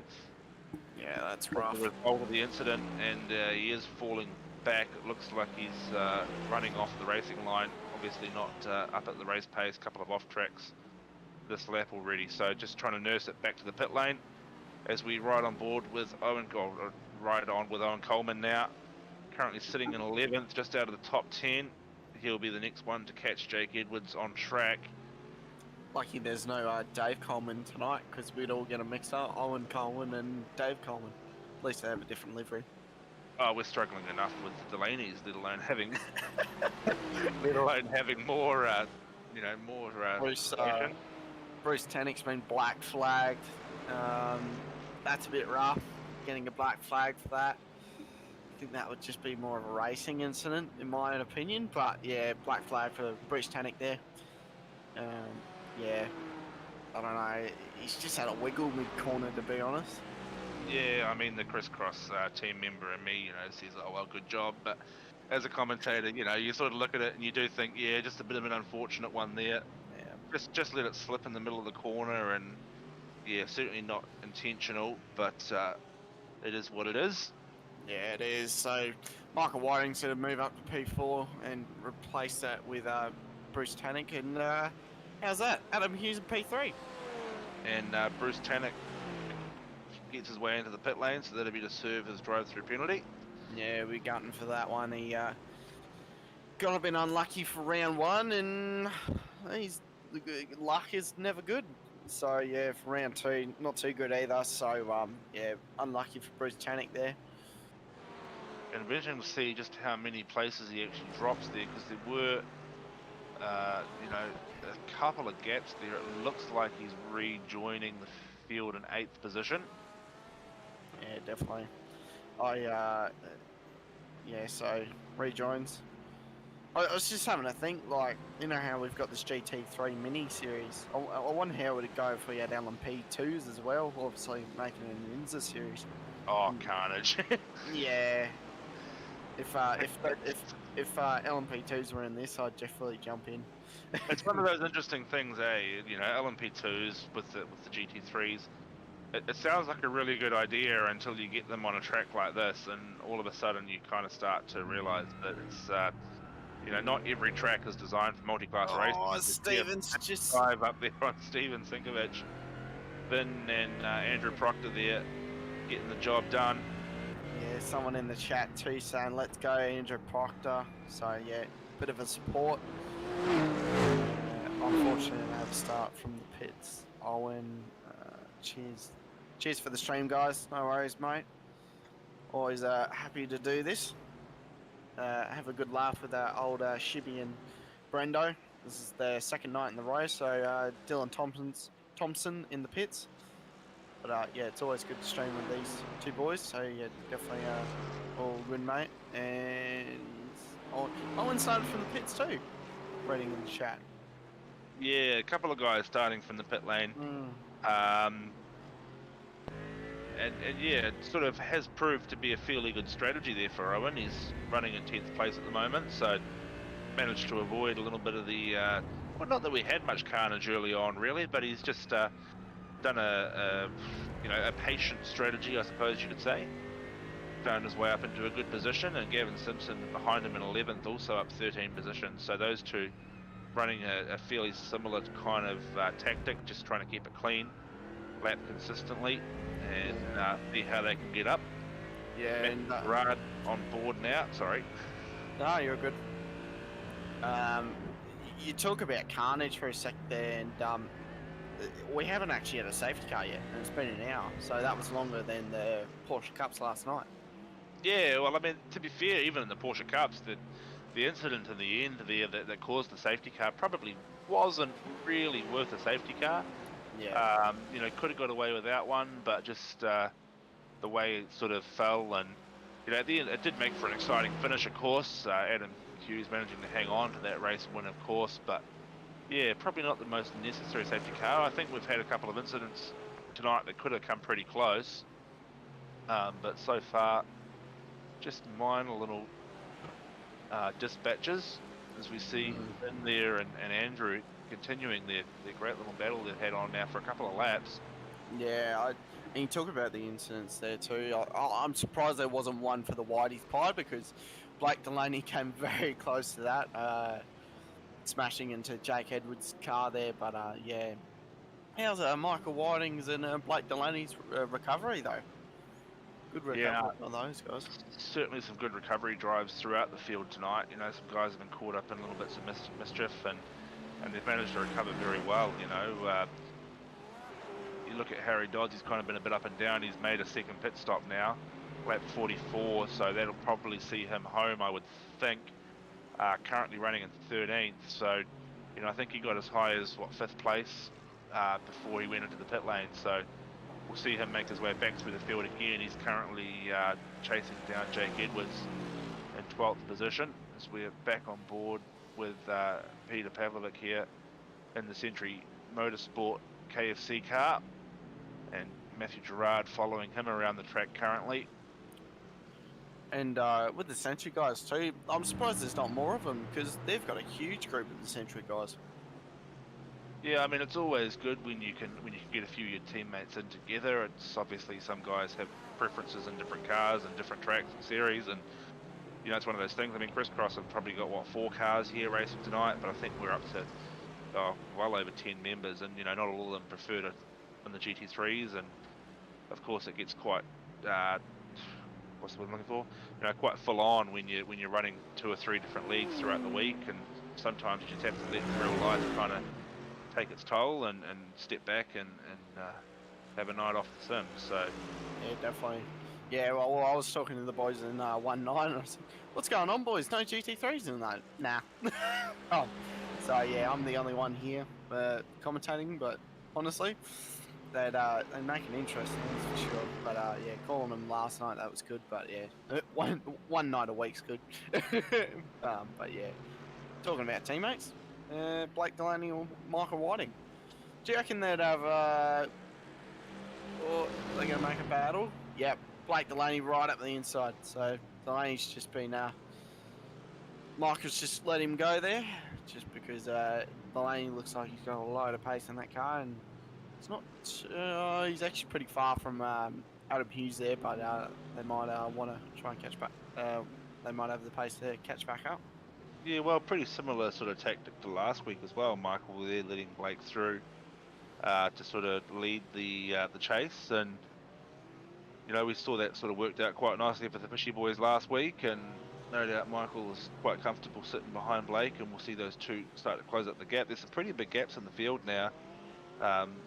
Over a minute Blake Delaney has to pull up on Adam Hughes, and another minute for Adam, just about, or 45 seconds up to Sebastian Flock. So certainly plenty of room as we switch back to our leader there, Lachlan on screen.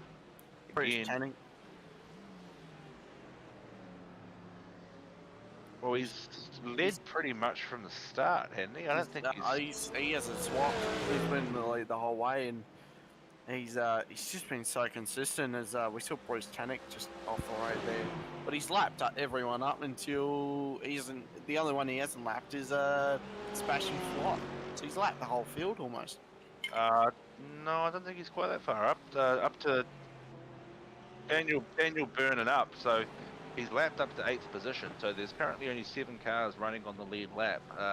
Yeah, it's just Lachlan Capel, Sebastian Flock, Adam Hughes, Blake Delaney, Michael Whiting, Kyle Ridley, and Daniel Bryan. So yeah, to have lapped that far through the field is quite impressive, really. And we talked about some of those guys, like yeah, and he's pitted as well, So you talk about some of those guys, Harry and Ray and Jake, they're kind of battling for 12th place respectively, and it's like, well, they're a lap down.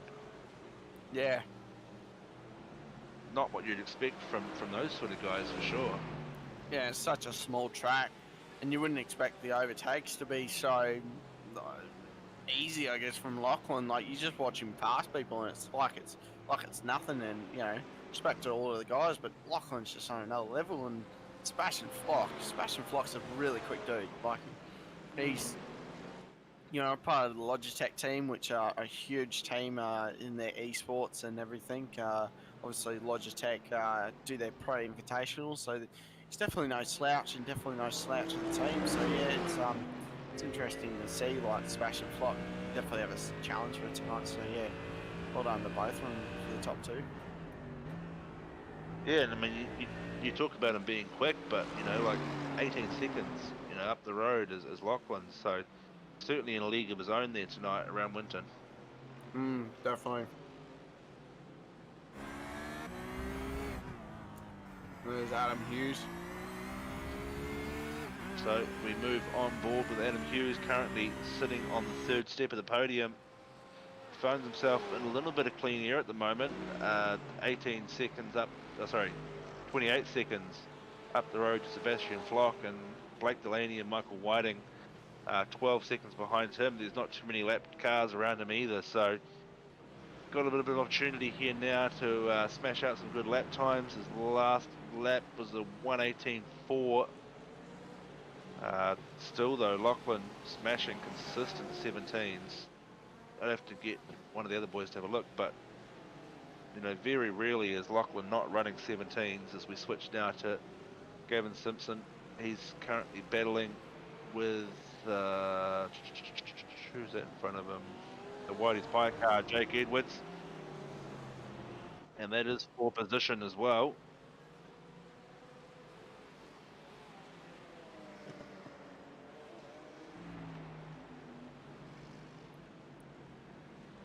So Vin and Proctor very close there.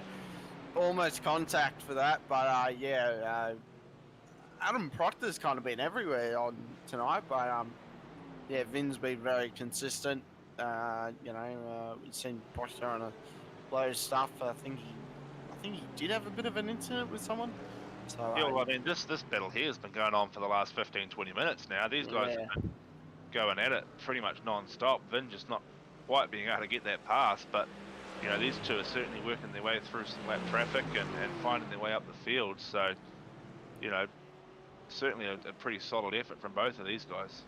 Yeah, I think the thing that Vin's trying to figure out is because the Beamer's a big car and the Merc's one of the bigger ones. I think it's trying to fit both the cars on the track, and there's Lachlan on track.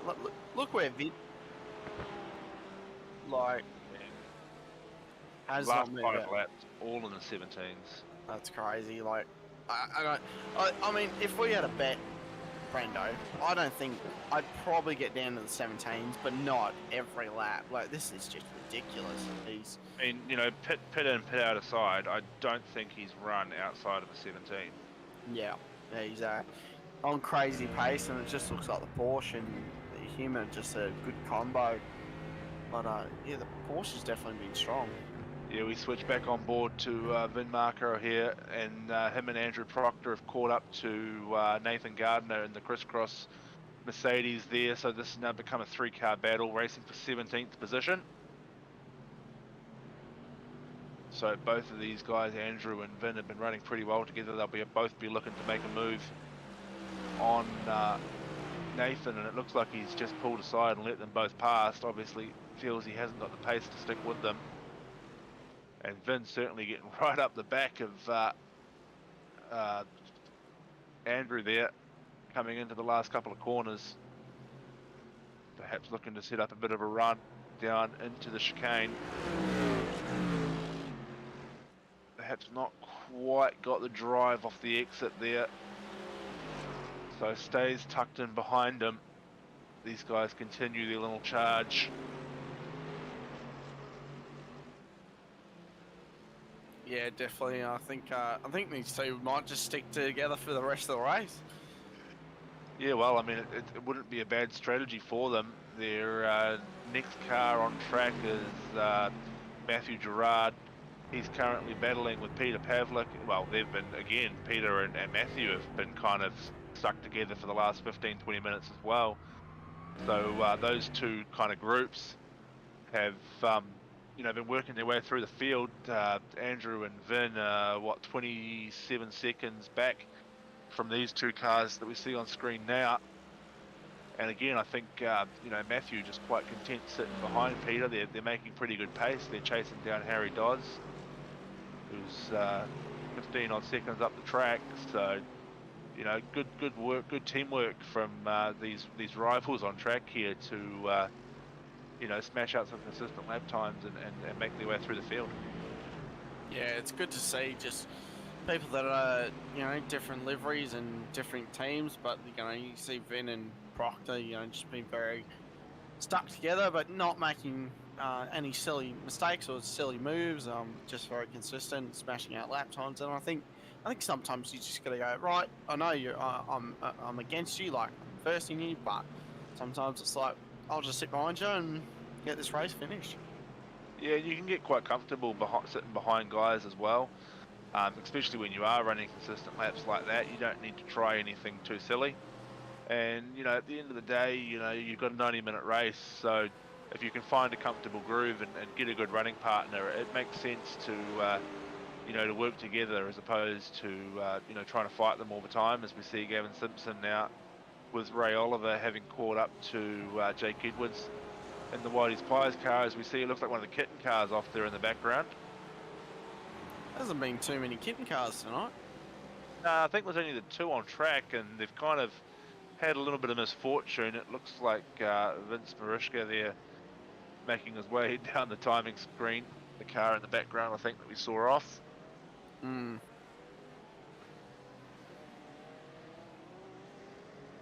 So Ray Oliver trying to find a line around the outside. Safety car. Like we've got a DSL Welding Services. No, we've got a promo department safety car called, and that'll be for that kitten car that we saw off in the background. Yeah, well, that's very interesting to see a safety car come out this late, but yeah, and if the driver's requested a tow, it will cause the safety car. The DSL Welding Services replay. SDK there, not quite picking up the right car. So it was David Gallo, actually. He's been doing really well through this week. Right. Into the pits now. I'm pretty sure it was Vince. Dave's been doing really well this week too, so there we just There we go. Did he hit the wall? Oh, yeah. Oh, he's nailed the wall. That's definitely a definitely a toe situation there. He's hit that very hard. Yeah, that was huge impact. So this is Dave. David going into the pit lane. Good to show off their kitten cars though, so yeah, for all the wrong reasons, but yeah. Just need to have a bit of look at the rewind there. That gearbox and engine would have blown too for sure.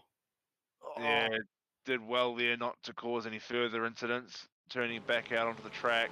So I think he's just hit that. Yeah, he's hit the outside curb. Look, so it's bounced already. Bang. And as we would say in sim racing, whee! Just absolutely. It's a bit of Yeah. have you got an onboard from, is that Matthew Proctor coming through? That would be a great view to watch. Look at the fishy car just all the way over the other side of the track. It is Matthew behind him, isn't it? No, that's I just saw Samuel. black and orange. No, it's Samuel, I'm pretty sure. So, promo department safety car come out too whilst we're watching this. Yeah, so that's the fishy car. Oh, it's one of the fishy cars.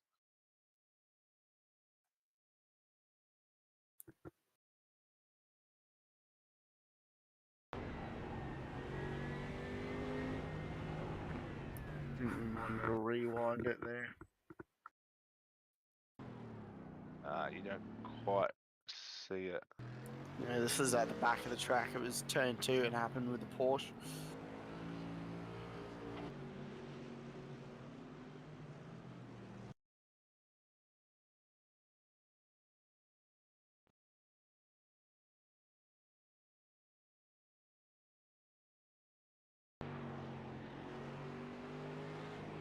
Yeah, coming around to the last corner now. This is at the back of the track. Oh, just two. Double time.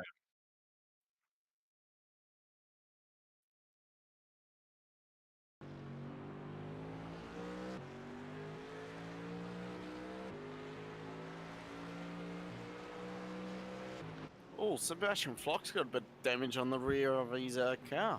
Just noticed. There it is. I think. Yeah, no, you can't see it. Yeah. Oh, that's just so unfortunate for Vince, though, isn't it? Just a bit of curb. Or actually, it's 5 minutes. I think we've got 6 minutes to go and the race will be finished. But look at that. Looks like a skateboard. Bit of a Tony Hawk there. Yeah. Take a photo of that, everybody. Vince, that could be your wallpaper on your desktop. Take a photo of it. But, yeah, I don't think you'll be liking that. But yeah, unlucky, man. Just a bit of curb, isn't it? That's all it takes. Yeah, just got right up on that exit curb and it's just bounced the car and, well, you know, as a result, we see a bit of a rail grind and, yeah, pushing out through the sand. So we switch back live now to Tyson McAvoy in the promo department safety car. Speaking of good sounding cars, that McLaren's got quite a good tune coming out the back of it as well, actually. Yeah, I think. Lamborghini a little bit earlier on, probably the best GT4 car as far as sound. Yeah, I mean, we talk about sounds for a sec. Like, I think the worst one out of these GT3s is the Beamer. It sounds like a vacuum cleaner with the Oh turbos yeah, on it. definitely. Yeah, the turbo on the BMW is shocking. Yeah, it sounds like a big Dyson in the front of it. Just sucks at all the wind up it. That doesn't sound right, but we'll move on. But yeah, safety cars gonna stay out for another lap. Looks like everyone's just trying to get their laps back and sort everything else out.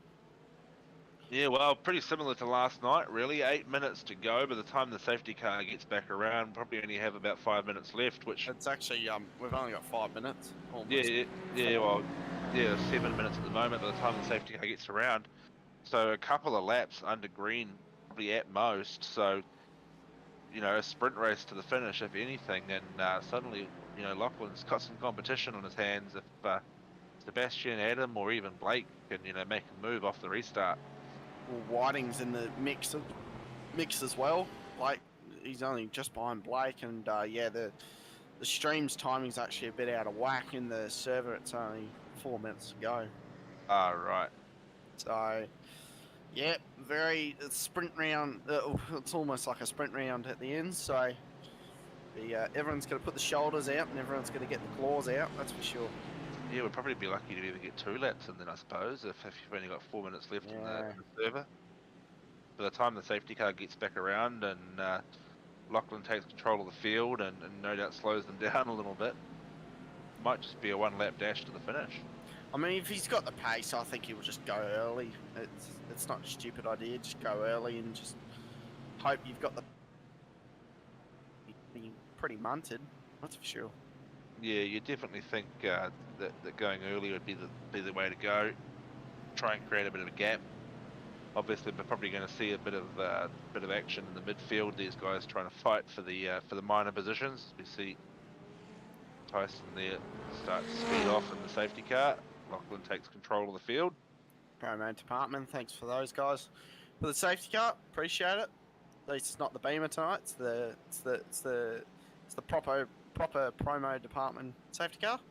Good to see. So Lachlan will have the control of the field. Jeez, look at that pack. Oh, I think he's going early. Yeah, he's went early. Look at that. Yeah, Sebastian stayed with him though. He's reacted to that jump well. He's kept with him, and as he goes into turn one, he's right on the bumper. Doesn't make a move, but certainly lines himself up and stays with Lachlan. All the drivers there avoiding the exit curb on the chicane, not wanting to end up on the rail, as we just saw.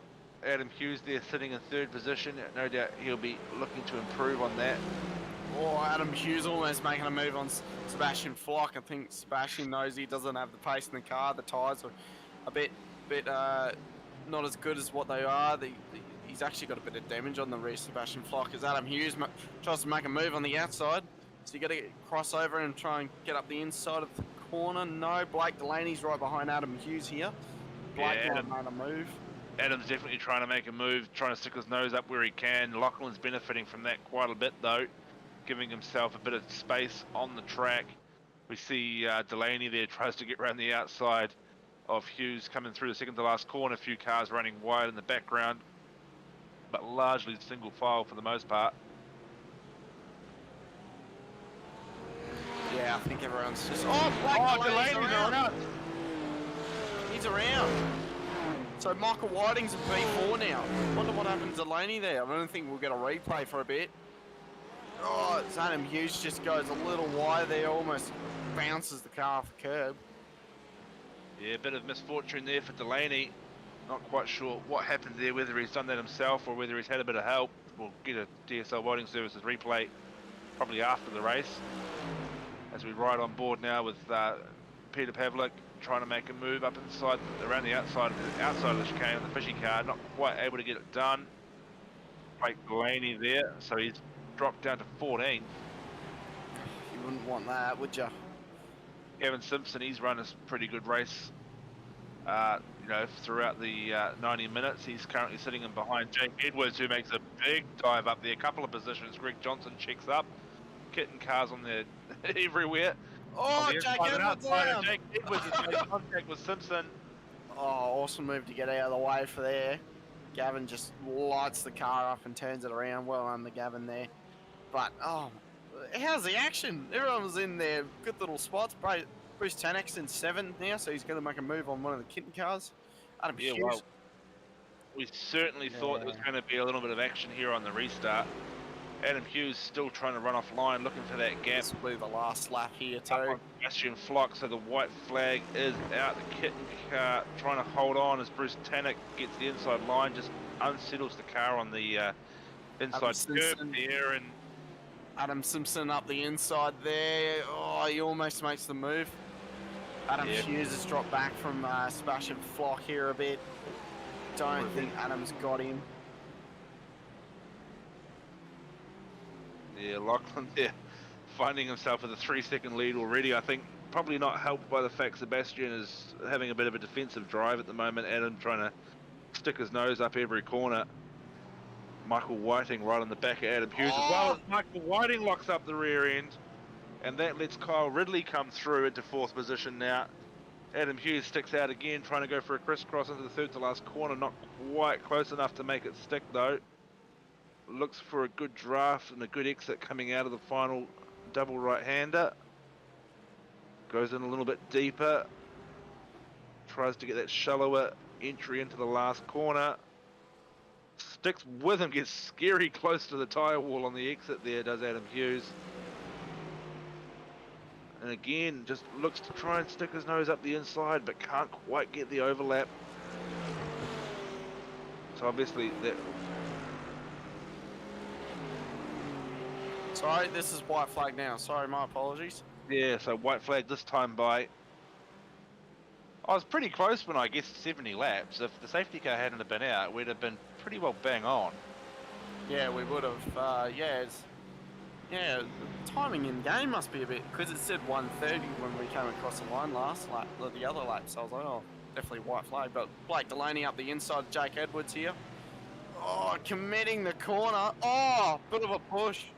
Yeah, I think Jakey's kind of just overcompensated there a little bit. Probably had a bit more room than he thought.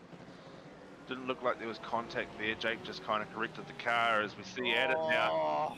Again, just trying to make that move on Sebastian in the final few corners. Not quite able to get up inside. He's going to compromise his straight line speed.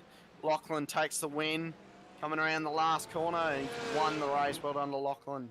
Capel there. Awesome drive by him. No mistakes, no nothing. Well done to him. Sebastian Flock and Adam Hughes across the line with P4, Kyle and Michael Whiting, Bruce Tannick, Adam Simpson, Daniel, Owen, Ray Oliver. Good drive by him too. Yeah, finishing back at 10th, he's going up and down. Blake Delaney having a bit of a scrap there with Jake Edwards for 12th place. Not going to quite be able to get it done. Bit of a misfortune there for Jake Edwards. He was running up the top for quite a bit. That incident obviously putting him into the tyres at the exit of the chicane, and did quite well to bring it back up into we're 12th place. So yeah, a little bit of mischief there in the closing stages. A few drivers found themselves moving up and down. Where did Dodds end up? 21st. So yeah, he ended up with 4 pit stops. So he must have, yeah, he must have ran into a little bit of mischief as well, possibly even off the track. It looks like may have retired the car.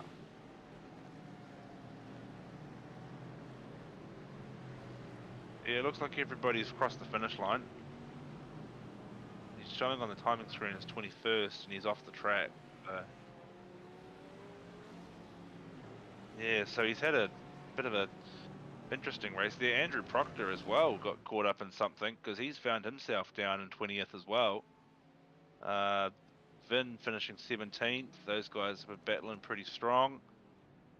Peter Pavlik up into 14th. He was running with Matthew Gerard, who's found himself up in 11th. So those battle packs we were watching earlier on have kind of split up in the restart there, as we see Lachlan, Sebastian, and Adam. How's that? For the photo shoot. How's that? 2 Porsches in the top 3. I reckon these Porsches are the pace. Like, they're just weapons. Oh, that's just Hughesy's classic internet connection there. So he's got a win last night and got a podium tonight. Not bad, Yeah, pretty happy with how the weekend started, no doubt. Can imagine. Coming away with a win in the Porsches, and coming back to second place. His internet connection is shocking, eh? It's incredible. He's sitting on the grid, and his car will be blinking like anything. As soon as he starts to drive, it just suddenly works. It's the weirdest thing. It looks like he's actually dropped off the server there. So as Flock just turns off all the traction control, just does a big fat burnout. That's a good burnout for a GT. Yeah, it's quite impressive actually. So as I jump in the green room, might as well pop him in now. Why not? Adam Hughes, you reckon, or do you reckon do it backwards? Start at P3. Well, let's not change it. Yeah, we won't reinvent the wheel. Yeah. Adam Hughes, mate. What's going on? How you going? Yeah, not too bad, bro. You P3 tonight, P1 last night. Looks like you're on a bit of a roll, mate. Yeah, man. Yeah, it was a good race tonight. I sort of come in like I was meant to race last week, and that sort of never really transpired. Just sort of double booked myself for the night, so come in late notice and yeah, got told, hey, jump in the Porsche and you're driving it, and go from there. So yeah, good result, mate. Had it was Sebastian in front of me for the last 2-3 laps. I was pestering the crap out of him, trying to get him to make a mistake, but I didn't want to force an error on him and hit him. So I was trying to make him make an error so I could just capitalize on it. So sort of didn't happen. So it was a good race for himself and myself, obviously, and obviously a massive congrats to Lockie for taking out the for the race win. Yeah, you definitely found yourself in a few battle packs throughout the 90-minute race, and there were quite a few throughout the field. There was a period just after halfway where it was yourself, Jake Edwards, and a couple of the fishy cars there battling for sort of third, I think third and fourth respectively. And it was quite interesting to watch sort of how you all were sort of working together, but also fighting at the same time. Yeah, it was quite intense because like the whole race itself is good in terms of how the boys sort of worked it out, because Jake and I were trying to work together and try and save fuel, but at the same time try and get away from all the other guys, like, because the fishy boys are just all over it. Like, they were pestering myself and Jake, and like Blake and Michael had, I think, both had a spin each. Like, that's very rare for them to have a spin, so that was a bit of a saving grace, because I was able to put my focus towards basically Sebastian and to Jake, trying to work with him. So Yeah, just definitely, man. battle packs everywhere. Yeah, definitely, man. I mean, we'll talk about the fishy boys for a second here with them, but yeah, you talk about them having spins. It's very rare, but you definitely capitalised on it, man. And same with Jake Edwards, just came through the field, and we just slowly make up positions and got through the field and P3, and here you are. And you almost like, you already took my question, by the way, with you putting it up the inside with Sebastian Flock almost making the move too. Happened a few times, but like, just the nature of the track and the tyres are worn, I put all that hard work in. I didn't want to bin him or take him out, and then all that hard work gets bloody thrown away because one of the guys in race control says, "Nah, that was a bad move. Here's a post-race penalty." So sort of had to play it smart. So he was blocking quite excessively, but at the end of the day, I'd probably do the same thing too. So it was a good race between himself and I. So it was good fun. It was clean. It was fair. I don't think I gave him any knocks, and if I did, my apologies. Yeah, certainly good to watch. Any sponsors or anything anybody you'd like to thank before we move on to the rest of the grid? Obviously, again, you guys. Rest of the podium, rather. Obviously, yourselves, for doing the comms again tonight. To my good pal Shivy for doing the cameras again. It's an hour and a half race as well as 25-minute qualifying, so it's going to be a long one for you guys. So I appreciate that and respect that. So massive thanks to you guys for doing that part. Obviously, like all the competitors and the massive turnout for the GT3 field we had tonight. Like, obviously, it's going to go from strength to strength. Obviously, like, sponsors wise, Smoke Studio, Jennifer Russell Real Estate, Poolmaster Bayside, Palmerston Bakery, and Shunts as well for jumping on board, and obviously to Crisscross boys and to Stephen McCartan as well.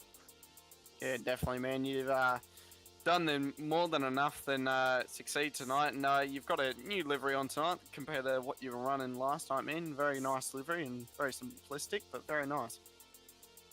Yeah, we're we're just updating the livery. It's just a bare bones livery for the moment. We've got one in the works just for the Porsche RSR, for the Porsche GT3. So I'm hoping it's gonna be similar to the Cup car or close to it. Yeah, definitely keep it how it is right now, man. It looks absolutely unreal. Have a good one, man, and crack a beer. Have a good one. Cheers, boys. Have a good one. Thanks. You too, mate. So, I guess we should move on to Sebastian Flock, shall we? Yeah, definitely. So we'll just move him in. As I'll just do that now. There we go. Sebastian, mate. Bit of an interesting end of the race. Yeah, it was pretty comfortable with a 40-second gap behind, but yeah, my tyres were on like 25% at the race start, so I was just hanging on for dear life pretty much, but that was a pretty good race. Yeah, we definitely saw there, Hughesy was certainly making a few moves. He was showing his intent just about with every corner, but as we mentioned with him, his tyres sort of weren't all that flash either, and he was trying to play in the smart game, so certainly a bit of pressure, and for you, I think, how was it sort of seeing Lachlan just drive away on you? I mean, like, he's got incredible pace in GT3s, and the Porsche's a lot better in tyres than the Merc. It's like a couple 100 kilos lighter, which definitely helps. But Yeah, I wasn't too worried about Lachlan. He was in another world compared to me and pretty much everyone else. Yeah, definitely. And we sort of talked about some of the battle packs, and I think you kind of probably avoided a bit of it. Really, you were sort of running your own race for the most part. How did you find sort of the battles that you were in, and sort of moving through the traffic? It was pretty good. I think traffic was good in all fairness. There were a few close calls, but it's going to happen on a tight track. But yeah, it was good battling with everyone. It was really clean and yeah, no complaints. Yeah, definitely, man. And I've kind of seen you everywhere, from a GT to a supercar, kind of everywhere. But where does the GT3 stack up compared to a supercar or anything you've been driving recently? I don't know, like supercar is probably my main thing, but I love a bit of GT3 here and there just to mix things up a bit. Well, it's got TC, ABS, so it's completely different. But it's good just to get laps around Winton, considering Scops is on the weekend, and yeah, just have a bit of fun. Yeah, well, you could call it practice, but not really. But yeah, definitely. Hopefully you go well at Scott's on the weekend, bro. And the Logitech car looks awesome as usual, man. And who would you like to say thanks to, mate?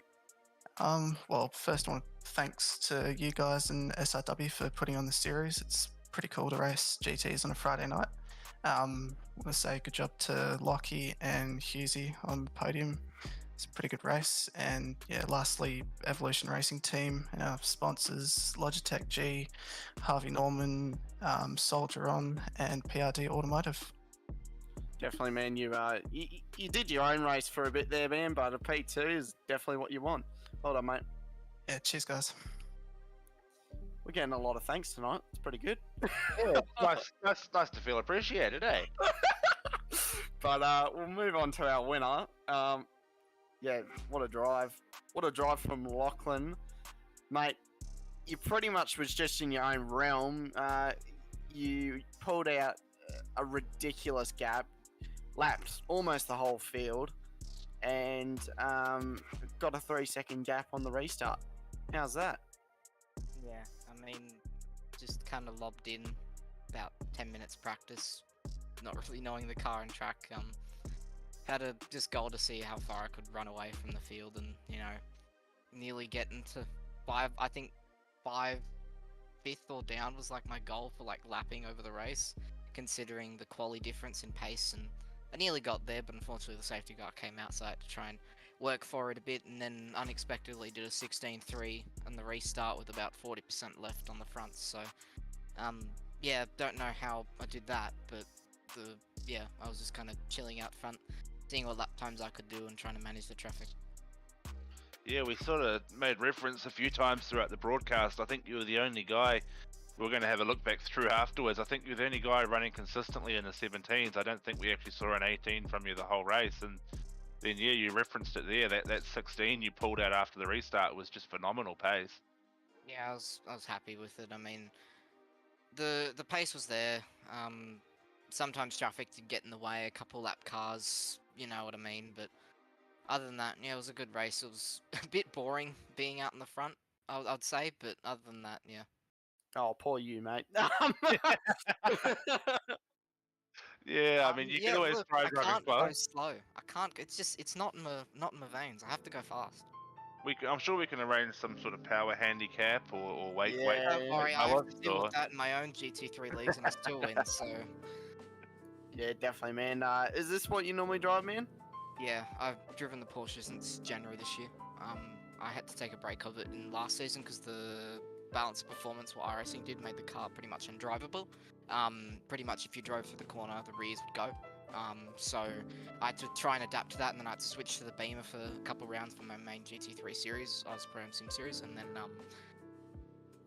yeah, I found out from a couple of the big guys in GT3 that the new Porsche's now the meta. So obviously I jumped in the Porsche, and yeah, I'm just extremely comfortable with the car. I've driven it for many months, so I'm kind of happy with the way iRacing have done their bop in terms of the cars anyways, because it seems like most of the other cars are quite equal in terms of pace. It's not all just front engine. There are a couple rear engine cars, like the Porsche, and then the mid engine cars are also quite quick. So, yeah. Yeah, 100%, man. And we see the balance kind of. It's kind of on a playing field now. It's, you know, your Porsches and your Mercs are up the front, which, in my terms, every German car should be up the front. Then yeah, obviously you go down the field, but you just were on a different level tonight, man. And I guess we better say, unless Brendo's got another question.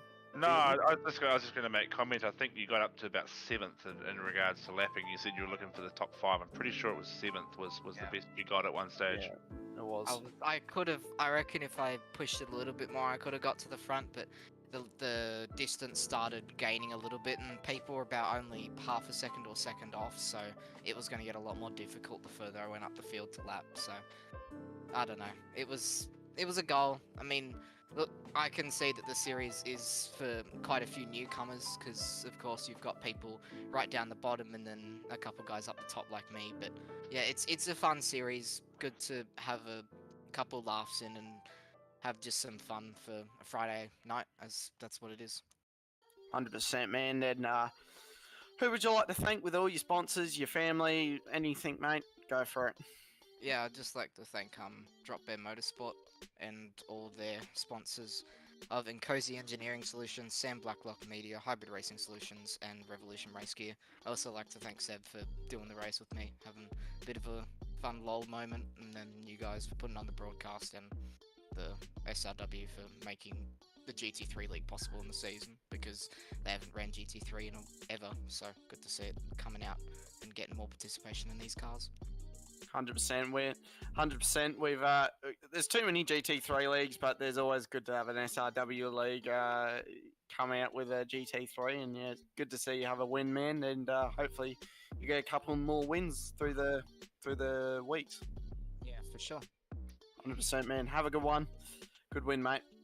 Yeah, cheers. So that pretty much wraps it all up, Brendo. Yeah, no one thanked the race control, so I guess we should give them a shout out. There was Greg Barber, Stephen McCartan, and Tyson McElroy, of course, in the promo department safety car. So big shout out to those boys. Obviously, the top 3 didn't really have much to do with them, but yeah, massive shout out for the work those guys put in behind the scenes as well. We were getting a lot of thanks here in comms, but there's so many more people behind the scenes that make all this happen. So we have the full summary of the results, or the top 20 summary of results up there on screen for you to flick through at your leisure.